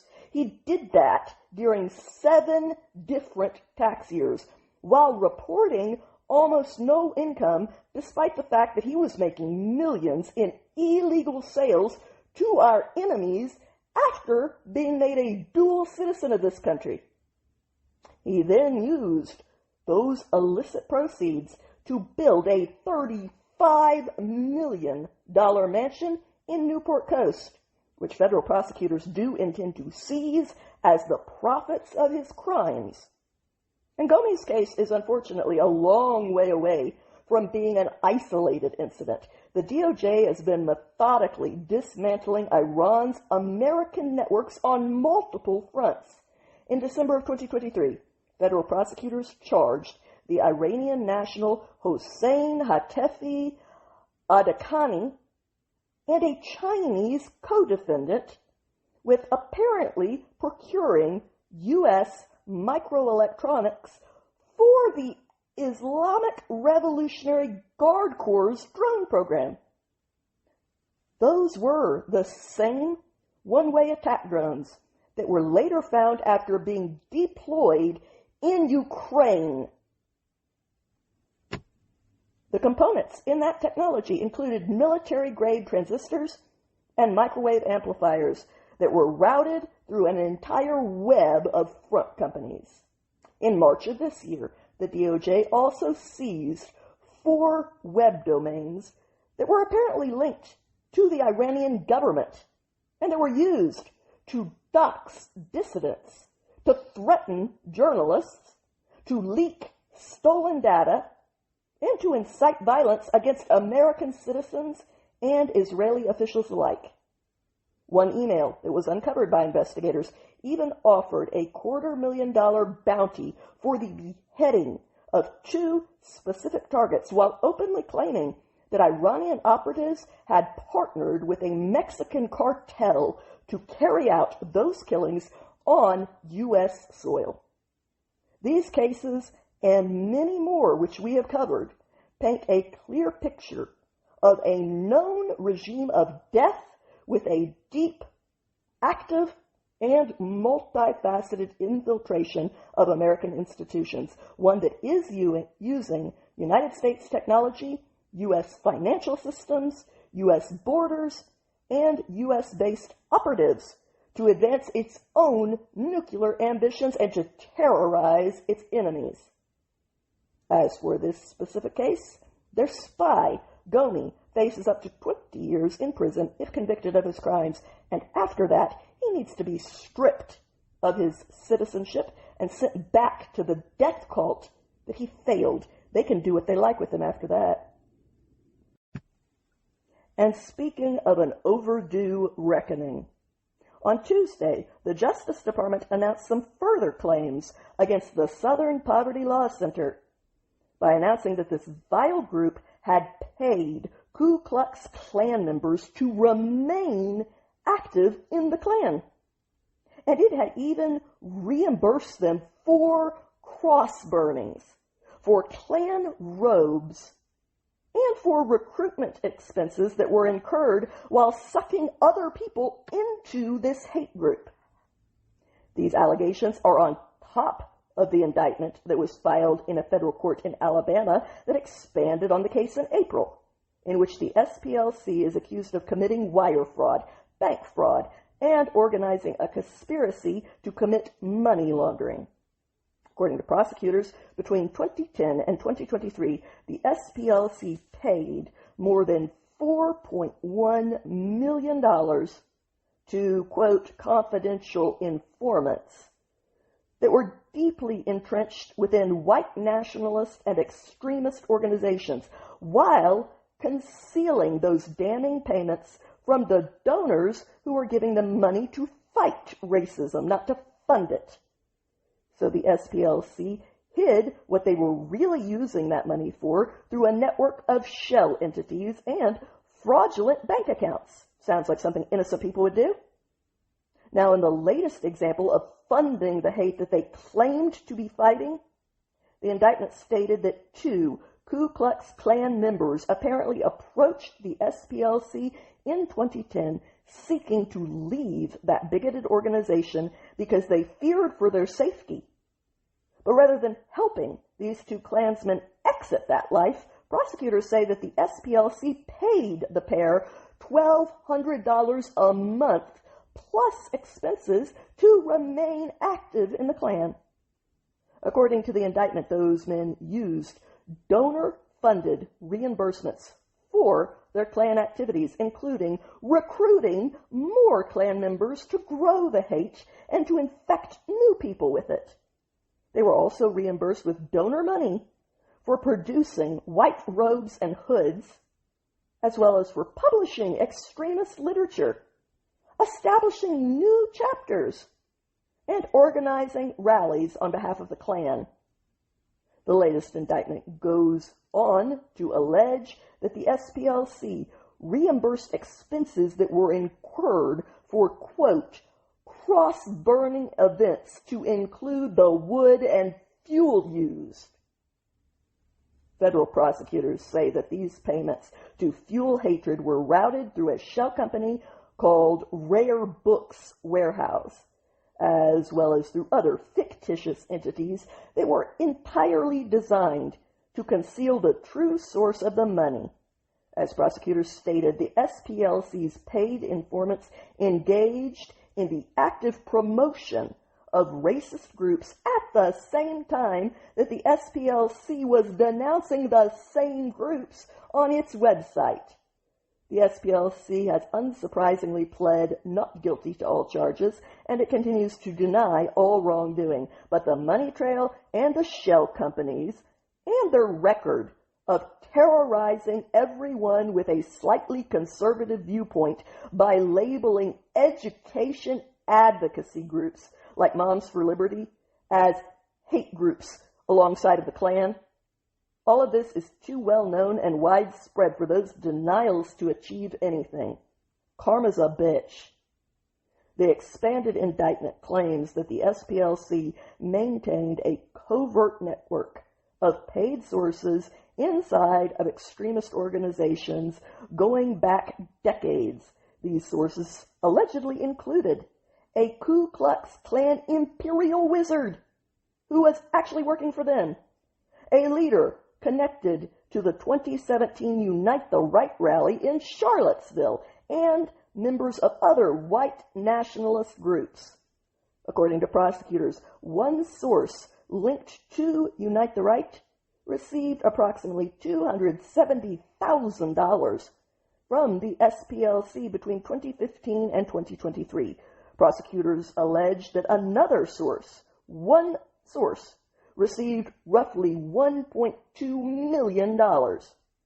When the original indictment was announced, the acting Attorney General, Todd Blanche, rightly accused the organization of funding the very extremism that it claimed to combat, saying, to that end, they were doing the exact opposite of what they told their donors they were doing, not dismantling extremism, but funding it. The Justice Department continues to point out that their case is not about the practice of using informants itself, which is not illegal. It is about the deception involved in obtaining donor money on false grounds by concealing how those funds were being used and who they were being distributed to. All they had to do was say that they used that money for paid informants inside these groups. They didn't do that. They lied to donors about what the money was for, and the whole thing became a spiral in which the more hate that they funded, the more money they raked in to fight it, and the more hatred they funded. The superseding indictment also deliberately highlights that ugly organizations' financial growth during the period in question.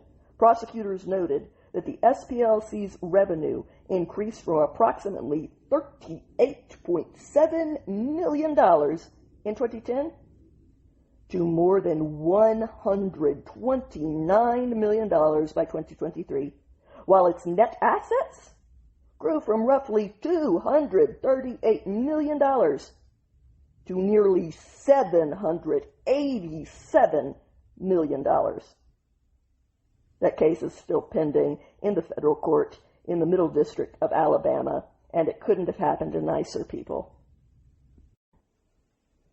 Other cases had their own updates this week as well. On Monday, the Daily Mail reported that the remains of a missing woman who worked at the most sensitive nuclear development lab in the United States had been found in a skeletonized state, decaying in a forest in New Mexico. According to the Daily Mail, 54-year-old Melissa Cassius, who was an administrative assistant at Los Alamos, was found dead in a remote part of Carson National Forest with her body propped up against a tree next to an abandoned gun. The 54-year-old mother had last been seen almost a year ago on June 26, 2025, and according to officials, there was a visible gunshot to her skull. But Miss Cassius's body reportedly did not show any signs of animal activity, even though her body had supposedly been left to decompose in the forest for quite some time. Thomas McNally, the former homicide detective who is helping Miss Cassius's family investigate her case, told the Daily Mail that he does suspect foul play, and he hinted that Miss Cassius's family will file a civil lawsuit against the New Mexico State Police, essentially for botching her case.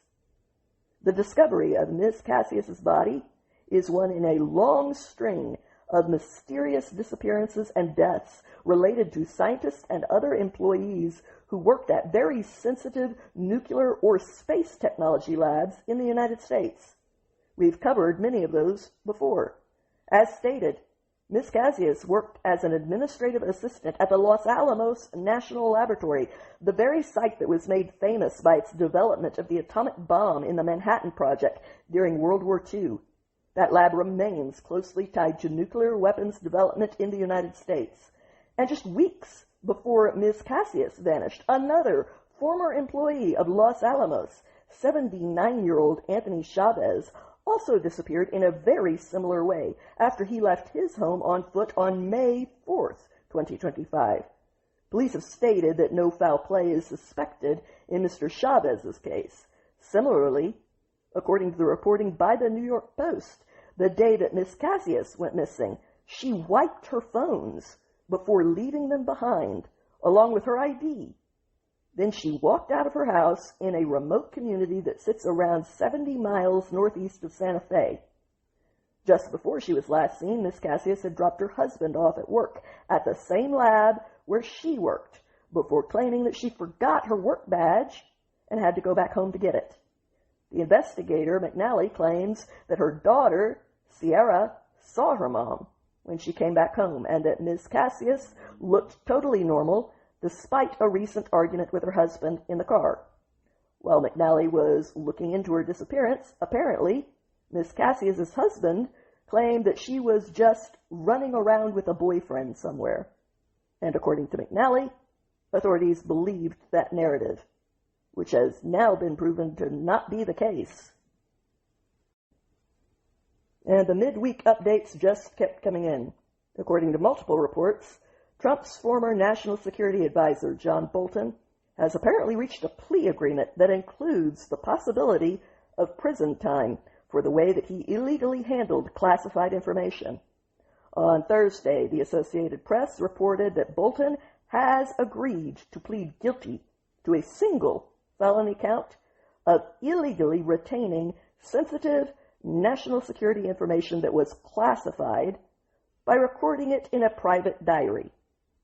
Under his plea agreement with federal prosecutors, Bolton faces up to 60 months in jail and a $2.25 million fine.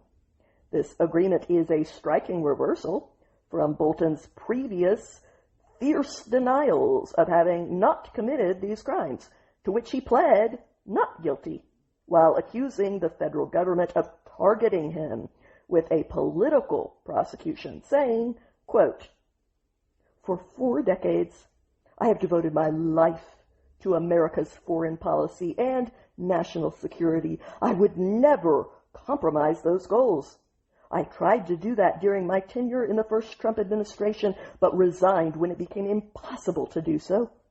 Now I have become the latest target in weaponizing the Justice Department to charge those he deems to be his enemies with charges that were declined before or distort the facts."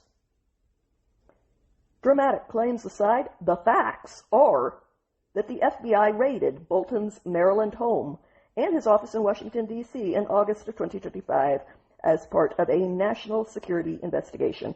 There, agents with the Bureau seized multiple documents, some of which were clearly marked as classified. Then in October of 2025, a federal grand jury returned an indictment against Bolton based on 18 counts of crimes involving national defense information, including 8 counts of transmitting national defense information and 10 more counts of unlawfully retaining that information.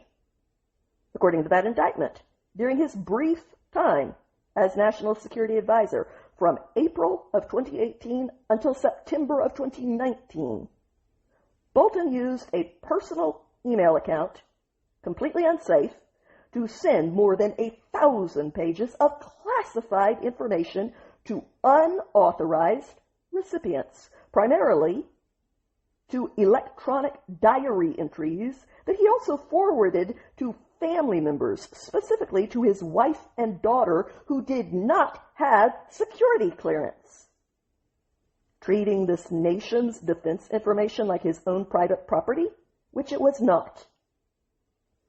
And those messages indicated that he was fully aware that what he was doing was illegal, as they contained phrases such as, quote, "more stuff coming," and, quote, "none of which we talk about." The words of every innocent man. Those vulnerable online messages were later shown to have been hacked by Iran as a direct result of Bolton's unjustifiable decision to commit this crime. He has not been targeted.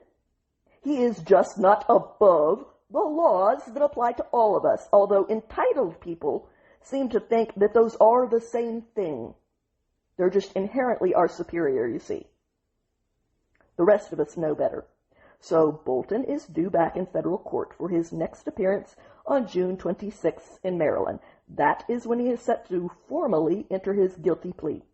Pleading guilty to this charge carries a maximum penalty of 5 years in prison, although reports indicate that he could ultimately receive anything from probation to a prison sentence of no more than those 5 years, and he has apparently already agreed to pay the $2.25 million penalty for his crimes. Still, some people out there just don't know when to stop spinning. A source that is close to Bolton told NBC News that this was a very difficult decision for him. Most importantly, he is doing what leaders do and taking responsibility. No, dude, a leader does not think of classified national security information as his private toy and then share it as pillow talk with his family. while Iran hacks it because of him. There are no leadership qualities to be found here, only entitled, irresponsible criminality. Nice try, though. After his hearing on June 26th, a federal judge will have up to 90 days to determine the sentence for Bolton's crimes. And speaking of crimes linked to foreign adversaries, a museum in California that is dedicated to remembering the victims of Communist China's brutal massacre in Tiananmen Square was vandalized this week, just days ahead of the anniversary of that deadly communist crackdown. The displays and exhibits at the June 4th Memorial Museum in El Monte, California, were all spray-painted, and museum assets were seriously damaged last Sunday in what officials at that museum believe to have been a targeted attack. As its name implies, that museum in Los Angeles County meticulously tells the history to its visitors of the June 4th, 1989 massacre at Tiananmen Square, where communist soldiers killed around 2,600 pro-democracy protesters. The museum stated that the museum strongly condemns the perpetrators and those instigating the incident and will pursue legal action against them. We view this incident as yet another incident of transnational repression and have reported the relevant details to the FBI and the appropriate committees of the U.S. Congress. The museum added that it was also working with the El Monte Police Department and that they did have certain leads through some suspicious circumstances that had been uncovered. El Monte's police sergeant, Andrew Mora, told Domino Theory that police were considering the possibility that this incident was a hate crime, and he said that they would report it to the FBI in the likely event that this proves to be the case. Meanwhile, the co-founder of the museum, Wang Dan, posted photos of some of the vandalism and damage, noting that surveillance cameras were destroyed, but that the footage had been recovered and sent to the police. Run and hide, declaring the June 4th Memorial Hall will never cease operations due to such acts of destruction and threats. On the contrary, with the support of all sectors of society, we look forward to making the Memorial Hall even better. No matter how fierce the storm, we will stand firm. Later, Wang Dan also spoke to the House Select Committee on China about this criminal attack. The committee called the vandalism both disturbing and sad, adding that the museum will continue and all of us will never let the world forget about Tiananmen Square. The Congressional Executive Commission on China also commented on the vandalism and called for the FBI to investigate it as an act of transnational repression, while adding, vandalism of a museum cannot erase the memory of what happened on June 4th, 1989, or cover up the crimes committed by the Chinese Communist Party as it crushed peaceful demonstrations for freedom and democracy. Now we are going to turn our attention to the debate here in the United States over protests, which are constitutionally protected, versus crimes which are not. In order to have that discussion, I want to share this article with you, which was written by Tal Fortgang, who is a legal policy fellow at the Manhattan Institute. This article was published at the Daily Wire as part of a collaboration to bring their readers exclusive commentary and research from the Manhattan Institute's world-class team of scholars. States are cracking down on illegal demonstrations, and radicals are panicking. Earlier this year, Utah enacted HB 331, which took several steps to enhance criminal penalties for crimes currently classified as misdemeanors. Arizona is close to sending a similar bill to the governor's desk. These bills draw on a concept called civil terrorism, which I coined in early 2025 and have fleshed out since then, including in model legislation developed alongside my colleagues at the Manhattan Institute. Civil terrorism refers to the weaponization of so-called minor crimes to intimidate or coerce law-abiding citizens into taking a political position. That would be the terrorism part. The best way to understand it is to consider its most common manifestation. Radical groups block a road en masse, chanting about their environmentalist, economic, or geopolitical views. They communicate to the trapped drivers that no trip to the airport, their jobs, or their families will be spared from the threat of future disruption until some policy changes are made. Rather than persuading their fellow citizens to support the changes, they threaten to make life miserable until enough people cry uncle and acquiesce. That is not how we communicate or settle political questions in our democratic system. We have robust First Amendment rights that allow us to channel strong, offensive, or controversial opinions into peaceable arguments, including in public spaces. But the First Amendment has never allowed people to shut down all other elements of American life so that some group can express itself with maximal, ruthless effectiveness.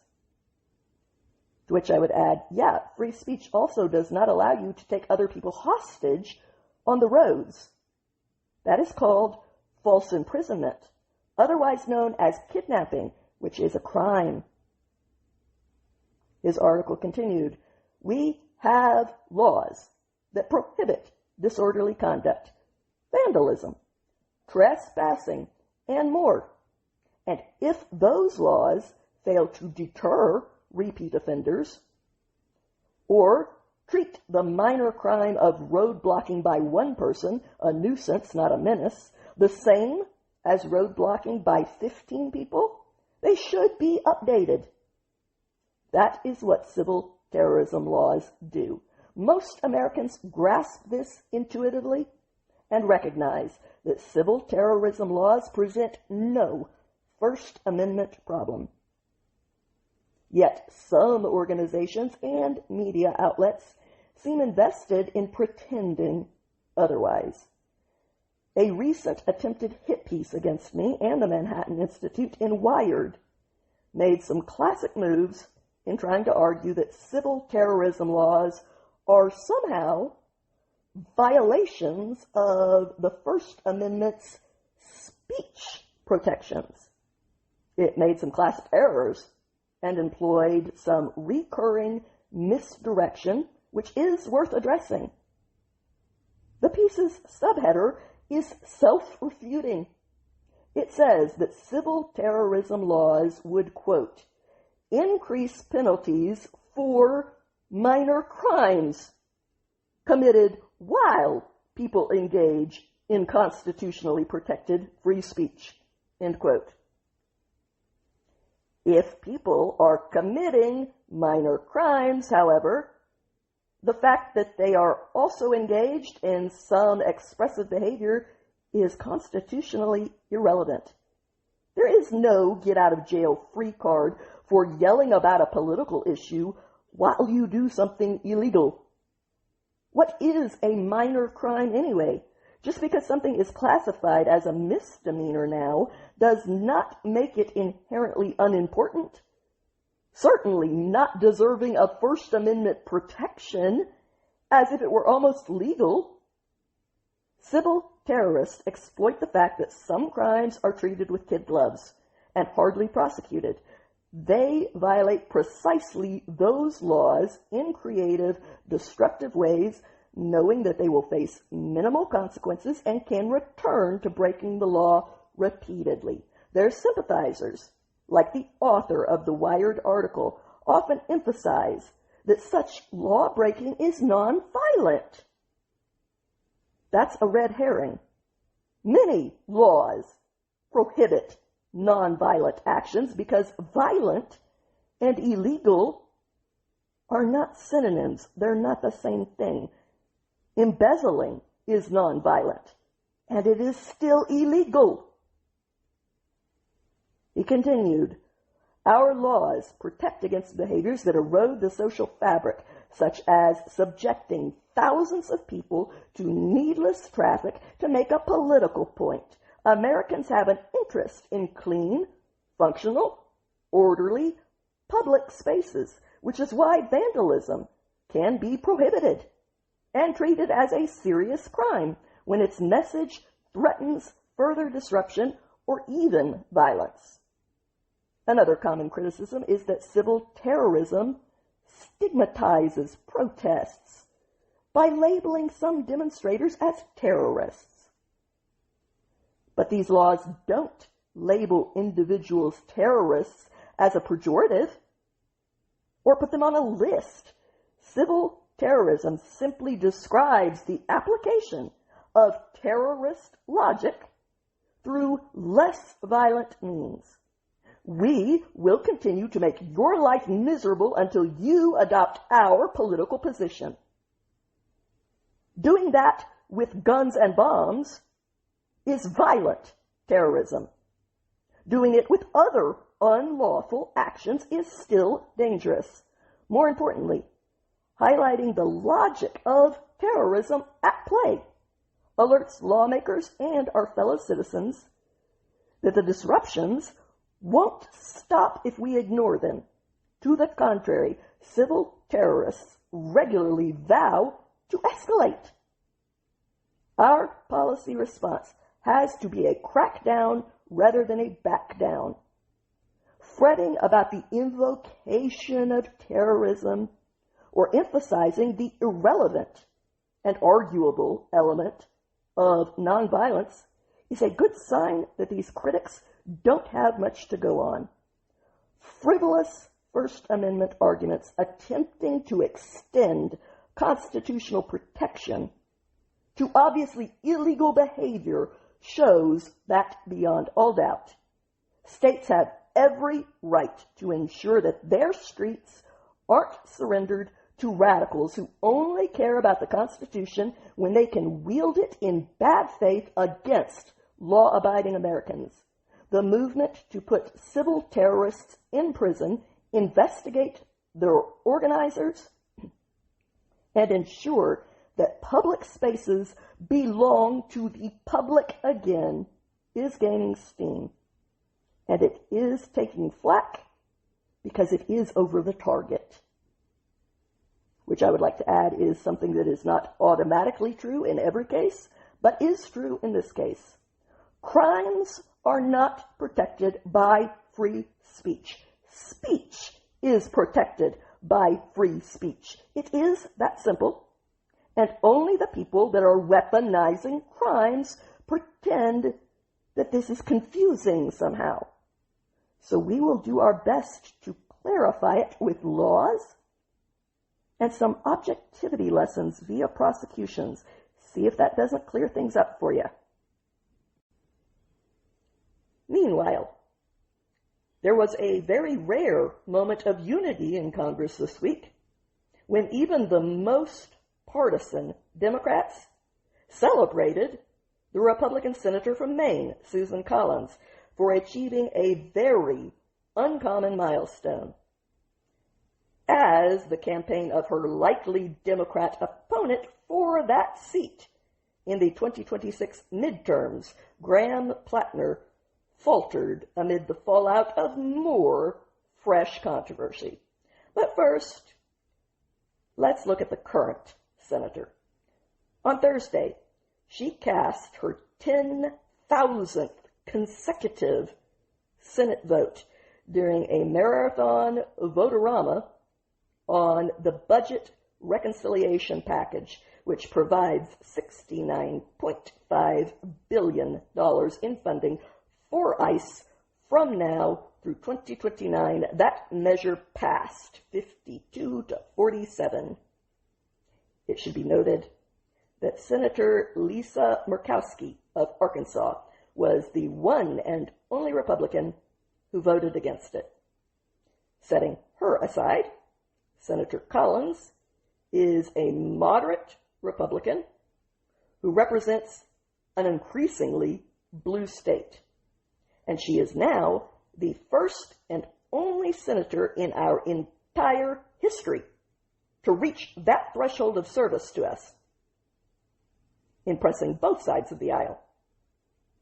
The Senate chamber erupted into loud applause in a show of respect as Senator Collins hit that impressive milestone of taking seriously her obligation to the people who elected her, and that drew immense bipartisan praise that is rare to witness these days, starting with the Senate Minority Leader, Chuck Schumer of New York, who said, "No matter what has been going on in the world or in her life, Senator Collins has never missed a vote in her entire Senate career. This is truly a remarkable milestone. Many of us try hard to make every vote. Senator Collins has actually done it." Likewise, Illinois' Democrat Senator Dick Durbin echoed Schumer's acknowledgement, calling this accomplishment an impressive demonstration of endurance and determination. "I salute you for it." Senator Collins had this to say, "Mainers are known for their work ethic, and they deserve a senator who works just as hard for them. Growing up in Aroostook County, I learned the value of hard work, perseverance, and honoring your commitments. I am proud to bring those values with me to the Senate every day. Representing the state of Maine is the honor of a lifetime, and I will continue to serve with the diligence and responsibility that Mainers deserve." I wish all of our senators took their duty to us this seriously. Meanwhile, Maine is considered a must-win state if Democrats intend to flip the Senate and block the rest of President Trump's second-term agenda, something that has happened at every midterm except one, I believe, and that was right after 9/11. No matter which party was in power, if Republicans held the White House, every midterm went in favor of Democrats. If Democrats owned the White House, every midterm went in favor of Republicans, except for that one. But Senator Collins has consistently defied conventional predictions and political headwinds by winning 4 re-election campaigns with a lot of crossover support, even in this increasingly polarized era. Chuck Schumer's praise of Senator Collins' honorable commitment to fulfilling the role that she was elected to stands in stark contrast to his endorsement of a candidate like Plattner, a man with a Nazi SS tattoo on his chest, who said that women who get date raped deserve it if they were drinking, who called Mary, the mother of Christ, a skank, and Jesus a zombie, who verbally attacked a Purple Heart recipient that was shot 4 times while saving his comrades, saying that he wished that the Taliban had had better aim, and likewise attacking a dead hero, the Navy SEAL sniper Chris Kyle, by waiting until he was dead after being murdered by a vet with PTSD that he was heroically helping. And when he could not defend himself anymore, Plattner then accused him of deliberately killing civilians in order to inflate his numbers, an accusation which he made purely for attention and without any evidence, not a drop of it, to back up what he was saying at all, among many other scandals involving his account on a website that is known to be full of child predators, accusations of abuse by several former girlfriends, accusations of intimidation if they spoke out, etc., etc., etc.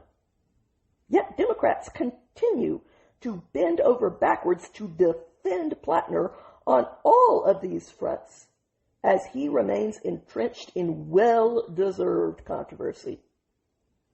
In the latest addition to the vile sewage that this man swims through at all times, a new report from the New York Times was released this week about the Democrats' candidate for replacing Ms. Collins in the Senate. It cited several of his former girlfriends in making accusations that Plattner has engaged in a documented pattern of intimidating and disturbing behavior towards multiple women, and lied about not knowing the meaning of his Nazi tattoo.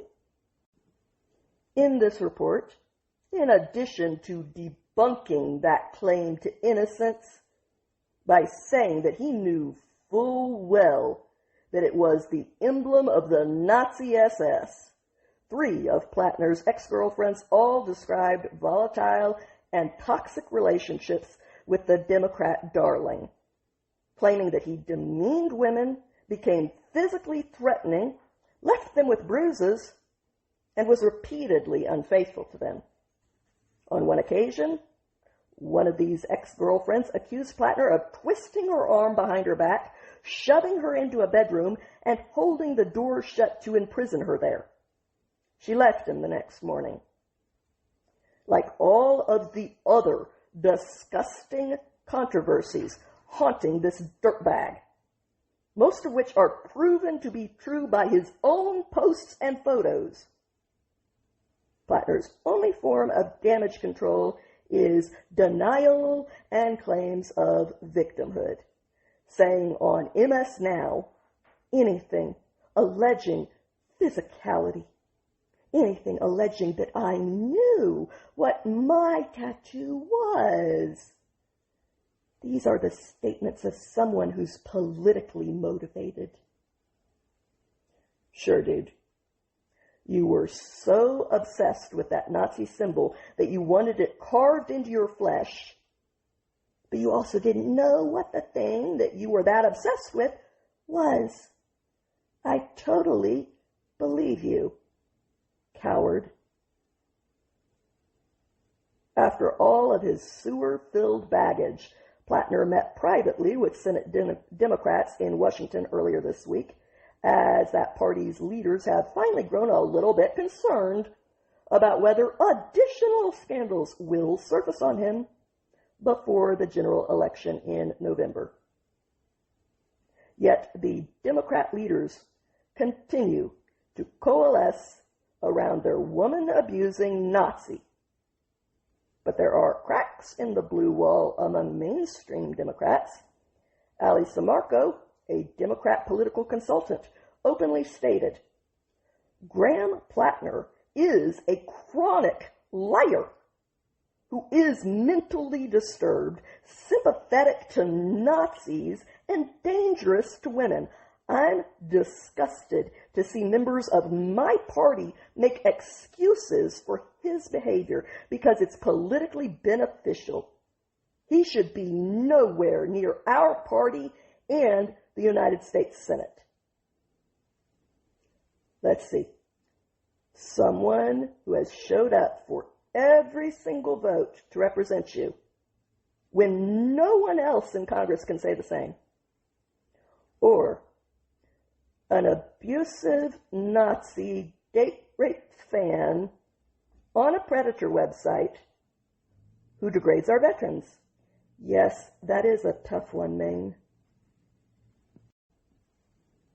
But Maine was not the only state out there with a tough choice ahead of them, as California continues to struggle with the very advanced task of counting, in the hope that one day they will finally report the results of their primary election to the rest of us. Sydney Rodman, a visiting fellow with the Independent Women's Center for Energy and Conservation, wrote this article that I wanted to pass on to you, while streamlining it in some places and adding in my own comments as well here and there. But I did want to give her full credit. The political climate in California is changing. The Golden State is seemingly on the cusp of a redward shift. In the Los Angeles mayoral race and in the state's gubernatorial race. I previously argued that Governor Gavin Newsom treated California as a policy laboratory for all kinds of radical regulatory experimentation, and that the results were overwhelmingly negative. Now there are signs of a statewide reckoning. Polling indicates that California residents could put an end to the toxic mix of the harmful policies of Mayor Karen Bass and Governor Newsom. The LA mayoral race has put this on full display. Former reality TV star and political outsider Spencer Pratt has made the Palisades fire, which occurred under Bass's watch, a central issue in the race. That fire, started by a deranged arsonist, caused damages estimated at over $28 billion and killed dozens of people. Bass's team oversaw the response that policy experts have criticized as inadequate. At the time, the Washington Post's editorial board argued that Bass's city government badly mishandled the response, and perhaps worse, that Bass tried to sweep evidence of her bungled response under the rug. Though it happened over a year ago, Spencer Pratt is not letting Bass off the hook for her role in the fire, which affected him personally.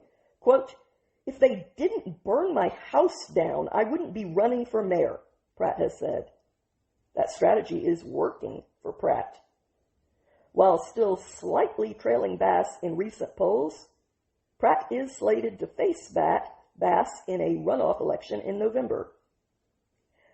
Bass blamed the boogeyman, my words, of climate change for the fires, which, even if true, would still not be an excuse for her negligence.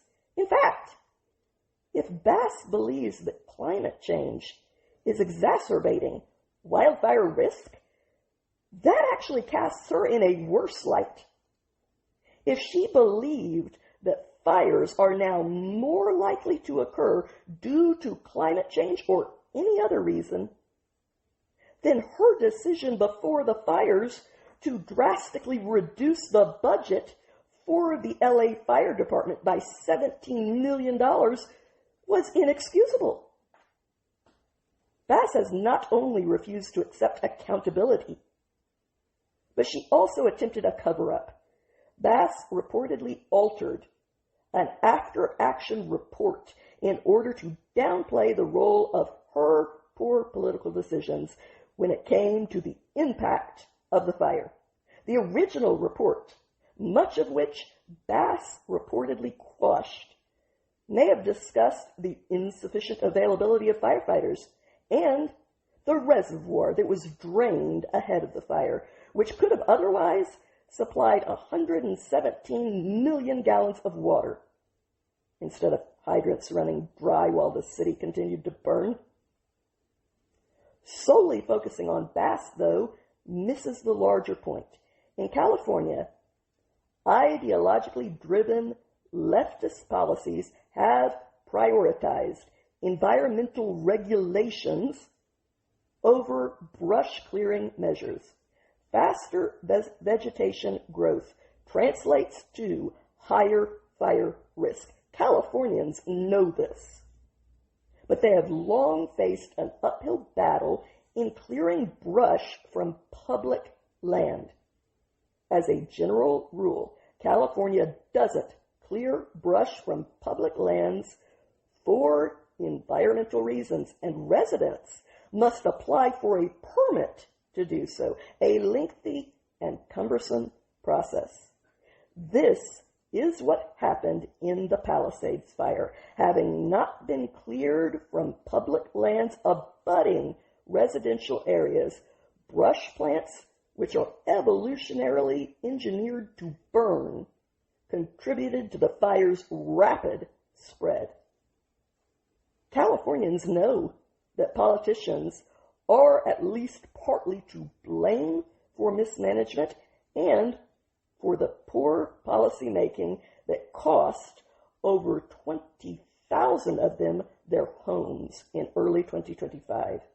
That is why Democrats are at risk of losing their grip on power in California at the gubernatorial level too.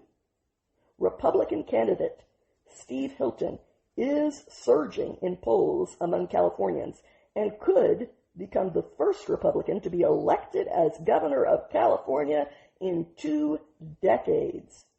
And Hilton is not tiptoeing around these fire prevention issues. To the contrary, he is leaning in with ambitious proposals to use remote sensing technology and drones to detect and stop fires before they spread out of control.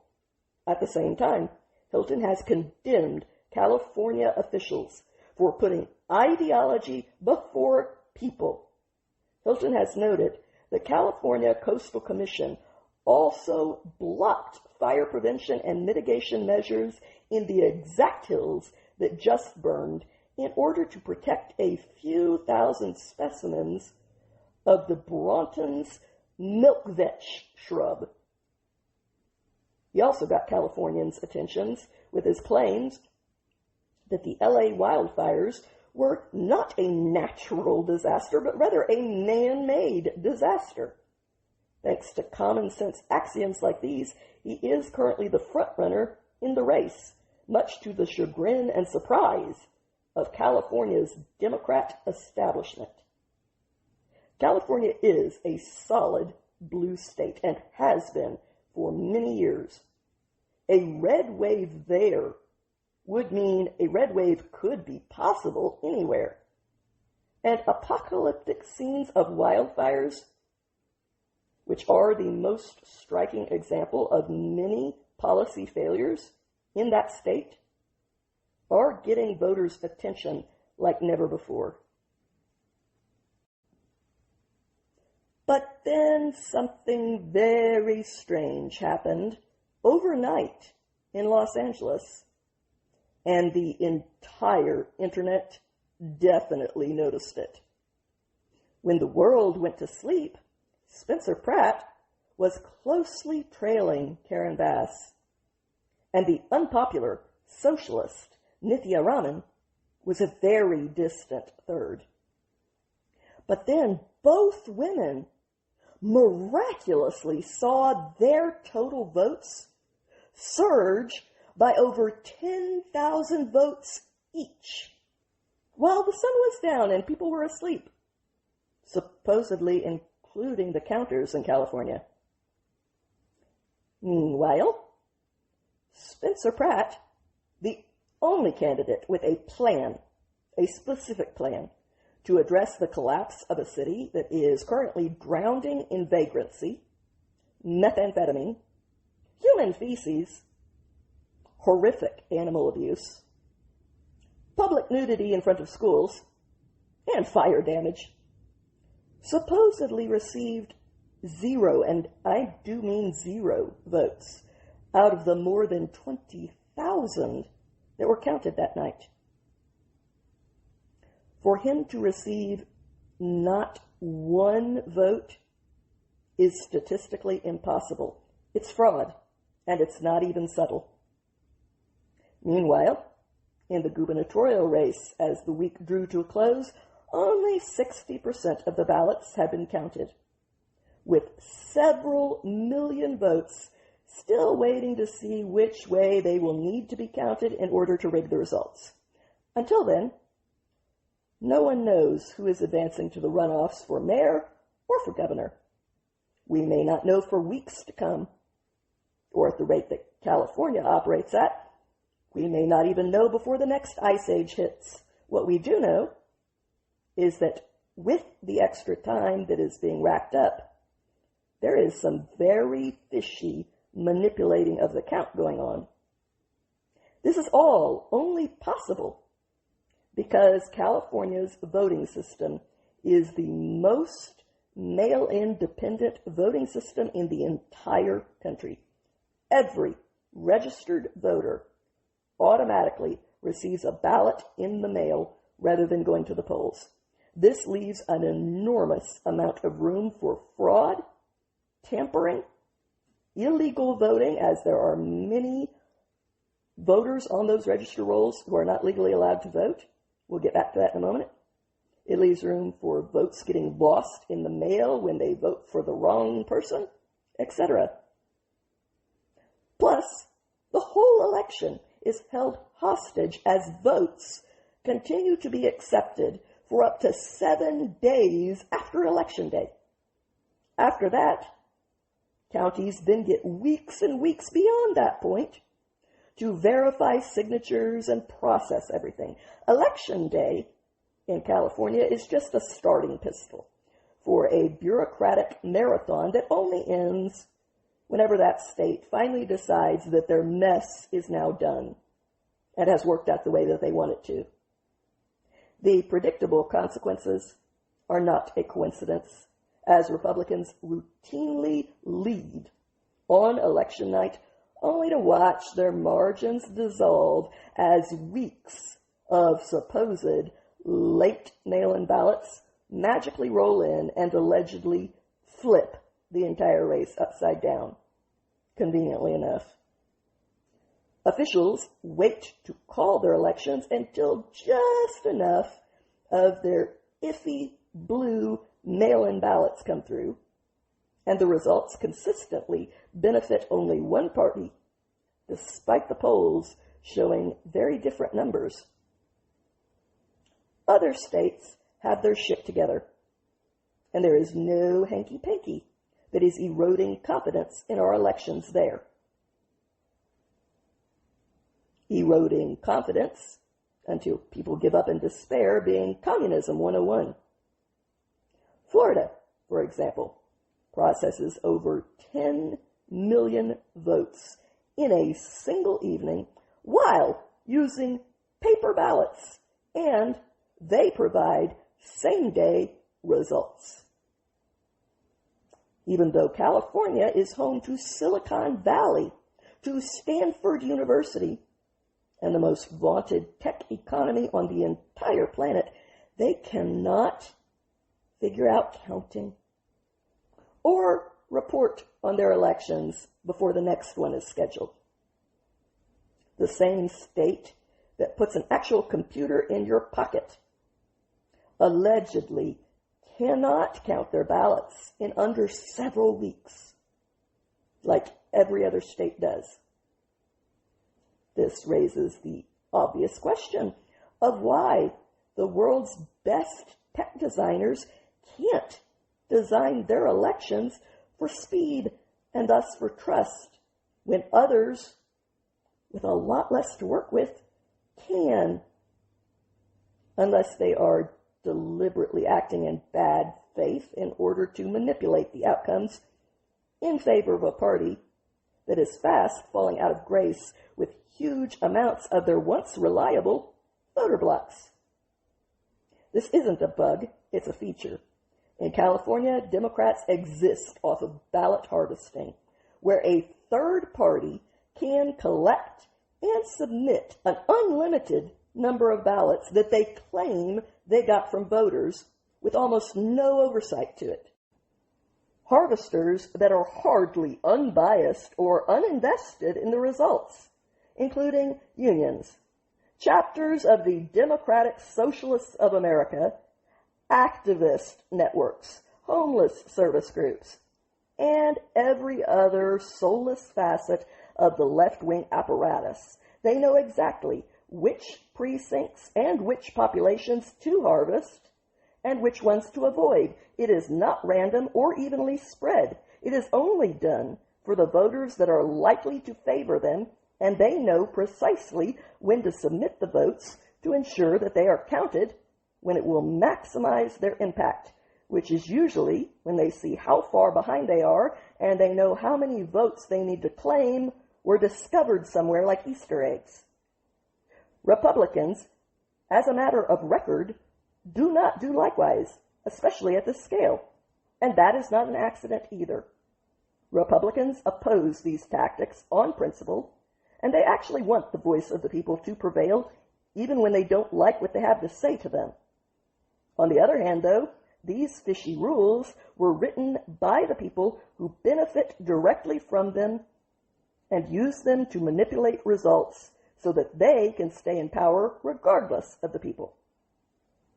And no voter ID requirements for mail-in ballots, plus rubber-stamped signature verification done under pressure, which is also deliberately created by this inefficiently tangled knot, gives you a system where the people that are delivering and counting the votes have way more power than the voters do themselves. Democrats in California do not win based on their policy because it's a disaster. And even Democrats acknowledge that.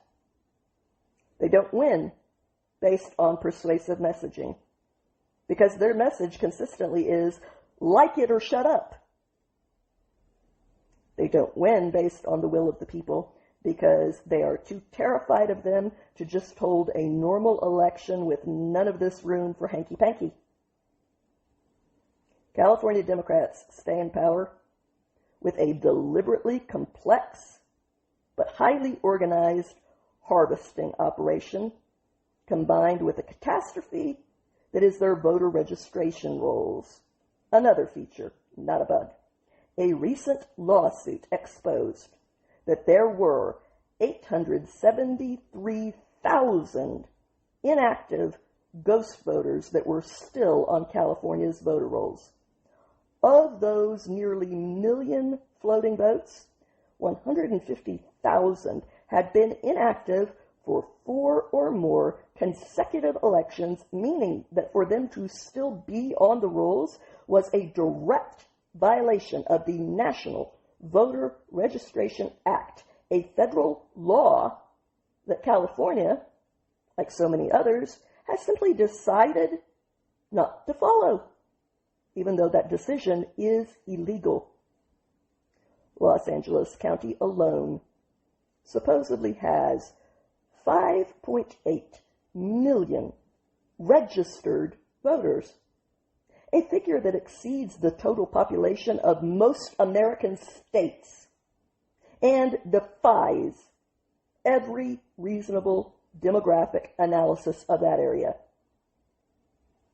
Yet these same register recorder offices that get $336 million a year and pay their top officials almost $500,000 a year cannot seem to keep their voter lists anywhere close to clean in exchange for their extravagant salary. Maybe because they know which party is buttering their bread. These inflated, unaudited rolls provide plausible deniability for any questionable ballots that come in. They make large-scale harvesting easier, and they create the conditions under which late discoveries of votes during close races can at least appear to theoretically be an administrative processing error rather than blatant manipulation, even though deep down we all know better. When a system refuses, for no reason, to purge ghost voters, but simultaneously spends lavishly on ballot processing infrastructure, You are not watching a case of negligence. You're watching blatant strategy.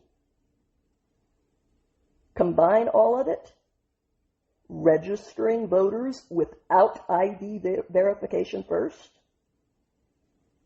sending ballots to every registered voter, regardless of whether or not they can legally vote, no ID requirements for mail-in ballots, unlimited harvesting with minimal oversight, unmonitored drop boxes that can be tampered with, ballots that continue to be counted weeks after election night takes place, and rolls packed with hundreds of thousands of illegal, ineligible, or inactive voters. And the result is a system where accountability is impossible by design for the people to enforce. And no one trusts anything that happens. And like I said, destroying trust is communism 101. But still, people are not stupid. We do see what is going on, and we can connect the dots when they are this glaring and draw rational conclusions. And those conclusions are that American leftists would rather engineer outcomes inside the political machine that built them than abide by the will of the people. And if Californians allow themselves to be erased by them,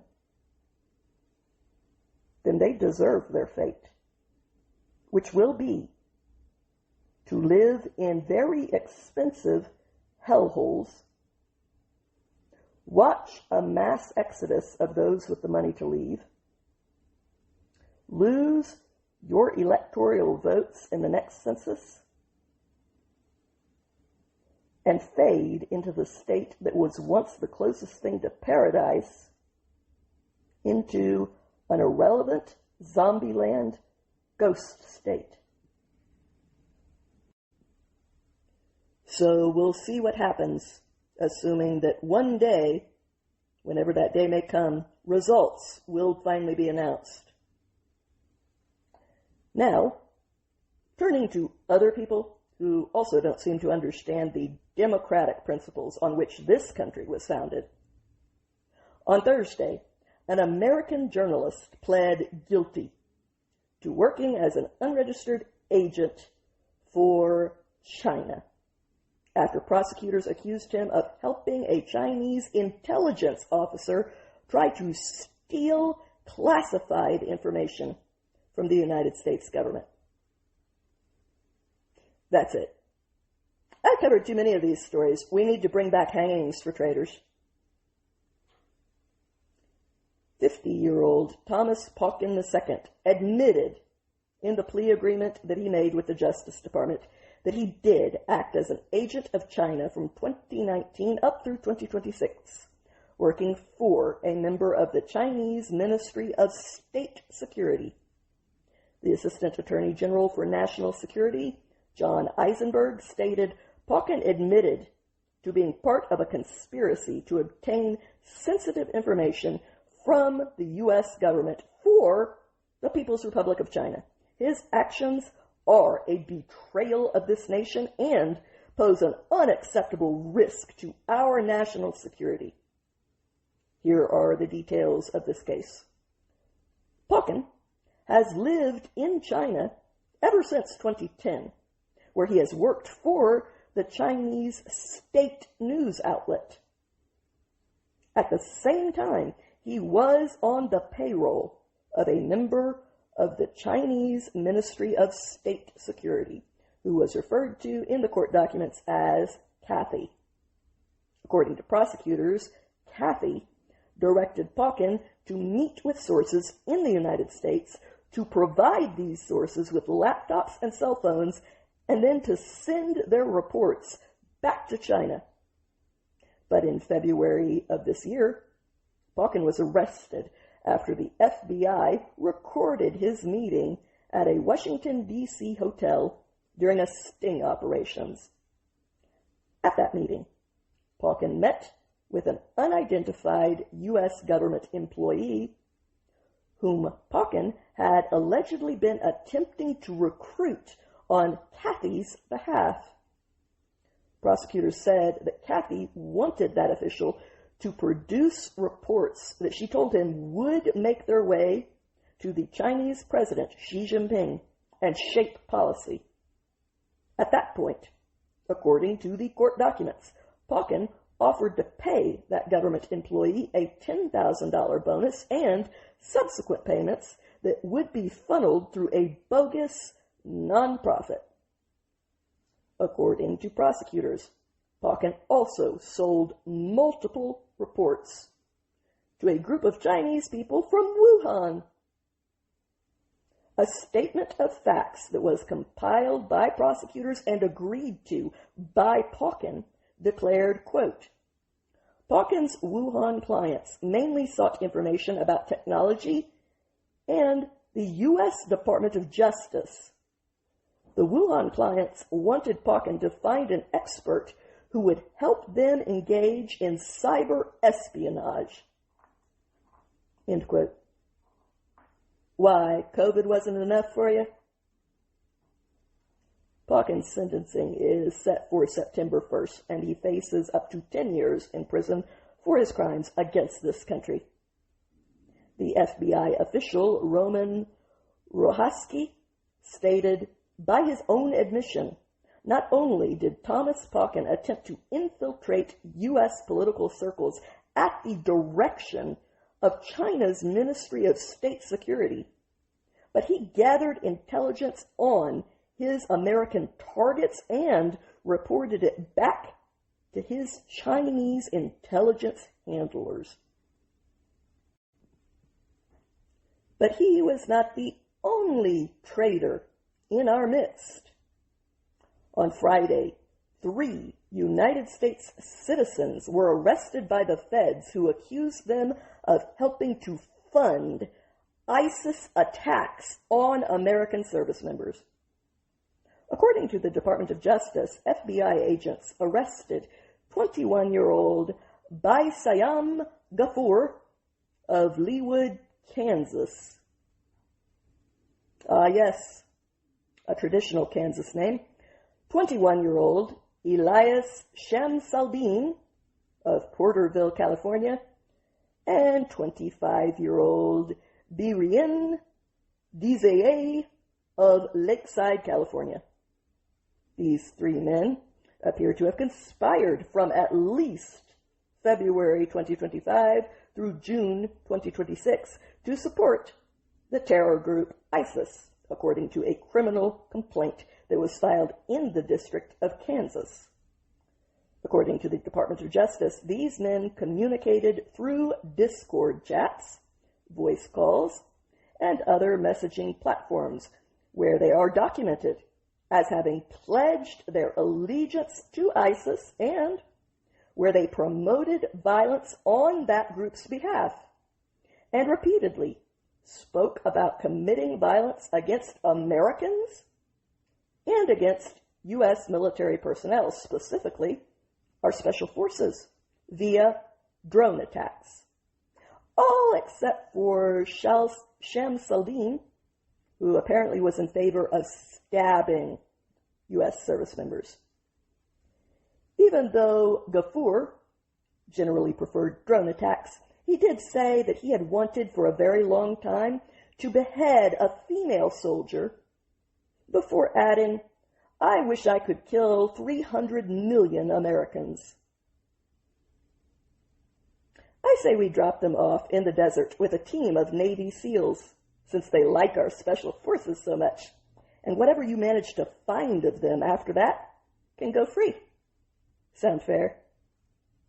I'm just kidding. I would never deny our prison population fresh meat. According to the feds, these 3 losers collectively provided over $2,000 to a person that they knew to be a member of ISIS.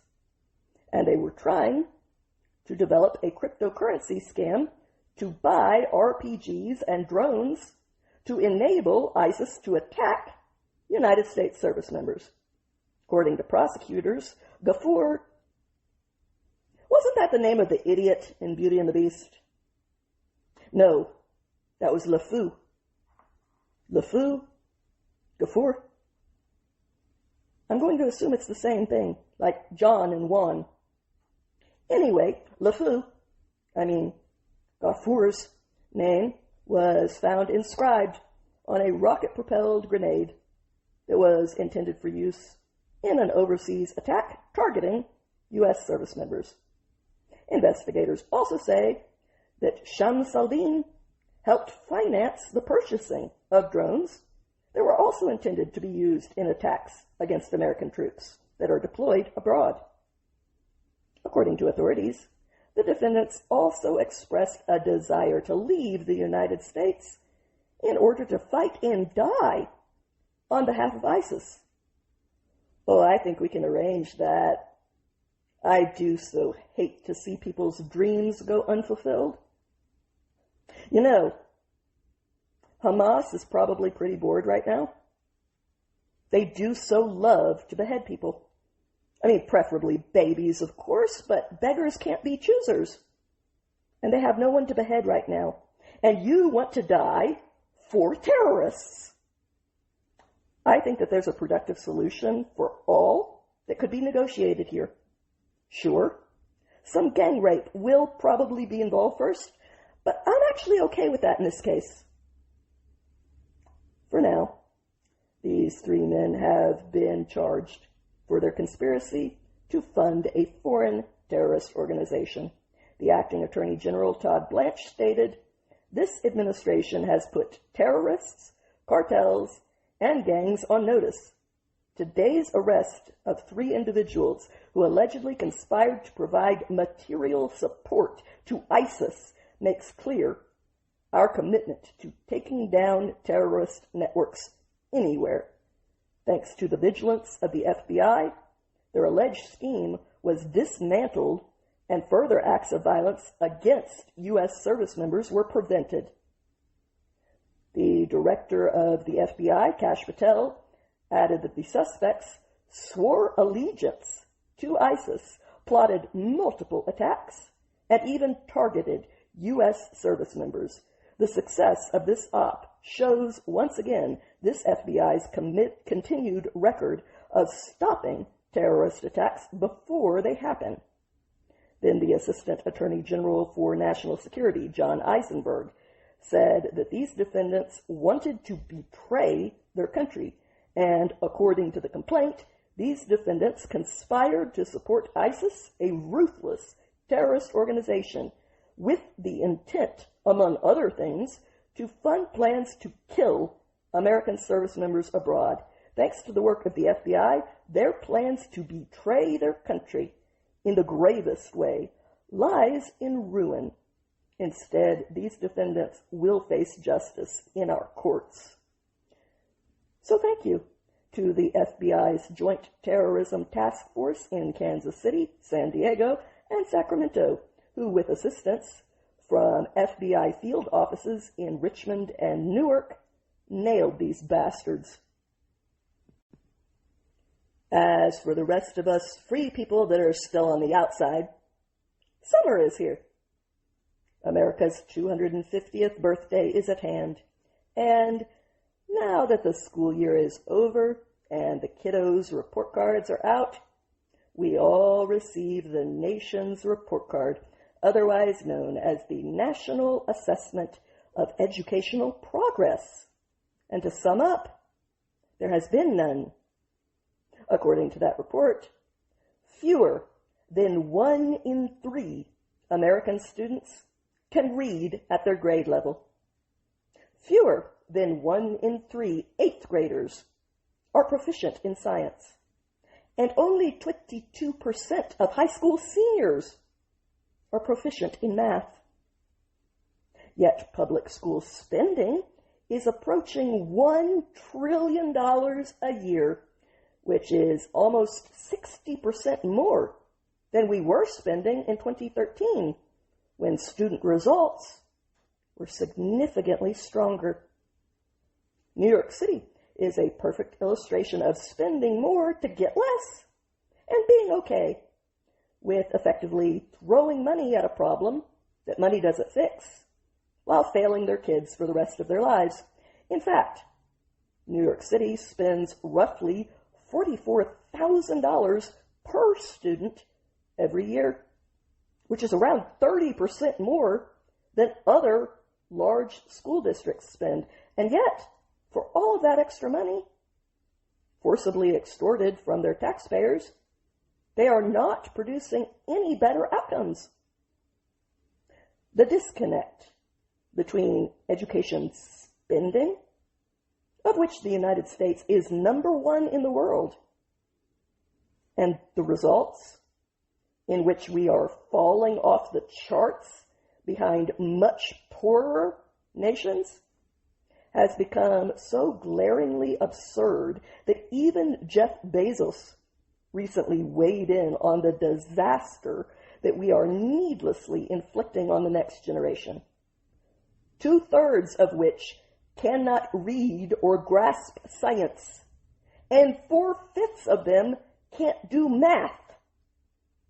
As Bezos put it, if Amazon operated the same way as our school system does, quote, packages would take 6 weeks to arrive. We would charge you a $100 delivery fee, and when the package did finally arrive, it would have the wrong item. On this podcast, we recently covered California's skyrocketing spending on this front, more than anyone else spends, only to end up with results where a black child in Mississippi is more likely to be able to read than a black child in California is by several orders of magnitude. Why?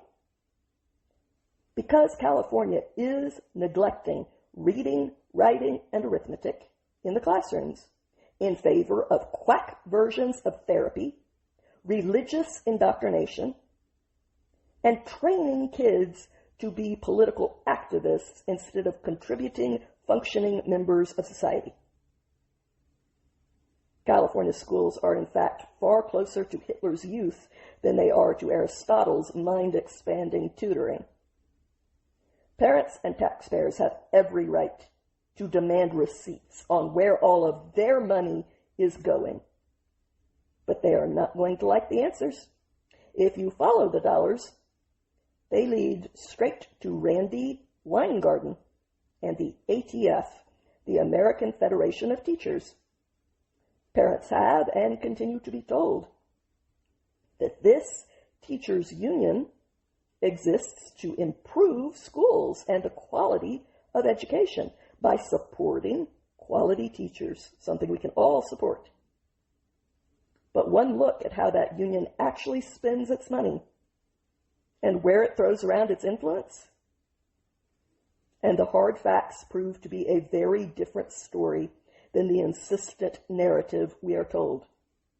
According to federal filings that were analyzed by the Illinois Policy Institute, in 2024, the AFT spent more than $277 million. Only $100.7 million of that, which is barely 36 cents on the dollar, went towards representing teachers, which is supposed to be that union's core reason for even existing in the first place. So, if they spent $277 million and only $100 million went to teacher-related spending, what did they spend the other $177 million on? That money, nearly 2/3 of the whole shebang, went into politics, into administrative bureaucracy, and into the various personal priorities of union leadership, including Randi Weingarten. That also includes $38 million in funds for education that was instead spent on political activities and lobbying. The guidelines from the Better Business Bureau recommend that a true nonprofit should devote at least 65% of their resources to their core mission. By that standard, the AFT falls dramatically short of being even a corrupt nonprofit. By that standard, their core mission is politics, not education, if you go based off of their spending. Meanwhile, Weingarten herself collected more than $500,000 in her yearly salary and reported compensations during that same year, 2024, while the average teacher earned around $72,000 for the entire year, because no one is advocating for them, not even the union that they are forced to pay dues to. When that same union's overwhelmingly one-sided political spending is viewed next to these other factors, the picture becomes even more troubling.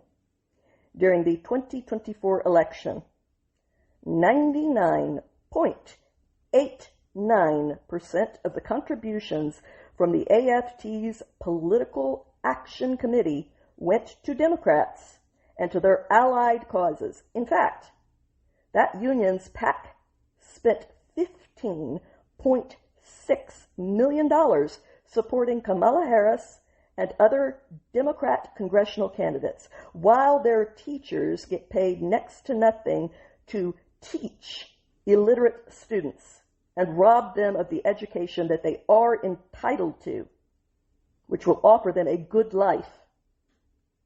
The receipts prove beyond all doubt that alleged teachers' unions are, in fact, absolutely not primarily focused on improving schools and supporting education like the narrative that they peddle claims. Their wallet says that priority number one is politics, because that is where their big spending goes on, their number one spending. And they are hijacking your tax dollars to do all of it. This is not news to anyone who has paid attention to Weingarten or to the issues that she has used her platform for, very few of which can be called educational by any stretch of the imagination. Weingarten called Florida's Parental Rights in Education Act a gross political attack, all because it gave parents access to a clear view of what their very young children were being taught about gender and sex in the classrooms that were supposed to be teaching them to read and to add. Accountability and transparency are a gross attack to this communist anyway. And I say communist because this is exactly how communists treat education, as a secretive indoctrination to create wedges in families. It's textbook. Weingarten also fully welcomed the Biden administration's attempt to rewrite Title IX in a way that entirely nullified its protection of girls, so that biological males could compete in girls' sports, take their scholarships, and have access to private female spaces where underage girls were exposed naked in front of any horny boy who claimed that he identified as a girl in order to get access to a free peep show at school. At the 2024 AFT convention, Weingarten invoked fascism to warn her union members about the consequences of the wrong election outcome. Meanwhile, not one of her students can define fascism. And for the record, its definition is socialist nationalism. You've heard of Christian nationalism, right? Replace Christian with socialist and leave in the nationalism. Ta-da! You have fascism. That is why the Nazis were the National Socialist Party. The term fascist was started under Mussolini. It means bundle in Italian. Both fascist and communist believe in the collective, not the individual. Both of them believe in an authoritarian government that has control of practically everything. It was no accident that the communist Stalin was originally the fascist Hitler's ally, and only abandoned that alliance after Hitler attacked him, based on the one main difference between communists and fascists. Fascists and communists see pretty much everything the same way, with basically one glaring exception. Fascists are nationalists, and communists are globalists. Stalin wanted a one-world order in which the entire globe would be communist, which explains why the communist flag is a globe with a sickle. Hitler shared all of the Marxist socialist ideas that Stalin believed in, except he wanted a German empire that sat atop the world order, which is why he attacked his own communist ally. He didn't want an ally, he wanted domination. So once again, a fascist is definitionally a socialist who believes in nationalism. A communist is a socialist who believes in globalism. And those few seconds are more education than you will ever receive in 13 years of school under Ms. Weingarten. As the American Enterprise Institute's scholar, Robert Pondicio, put it, Weingarten's social media accounts are a litany of hot takes on politics and current events. Effective teaching? Barely a whisper. As far as her more recent activity, an investigation by Defending Education uncovered connections to anti-ICE operations. Separate research found that DEI provisions were deeply embedded in the nationwide contracts connected to the AFT, including race-conscious programming and ideological training that had nothing at all to do with teachers' pay, benefits, or classroom conditions.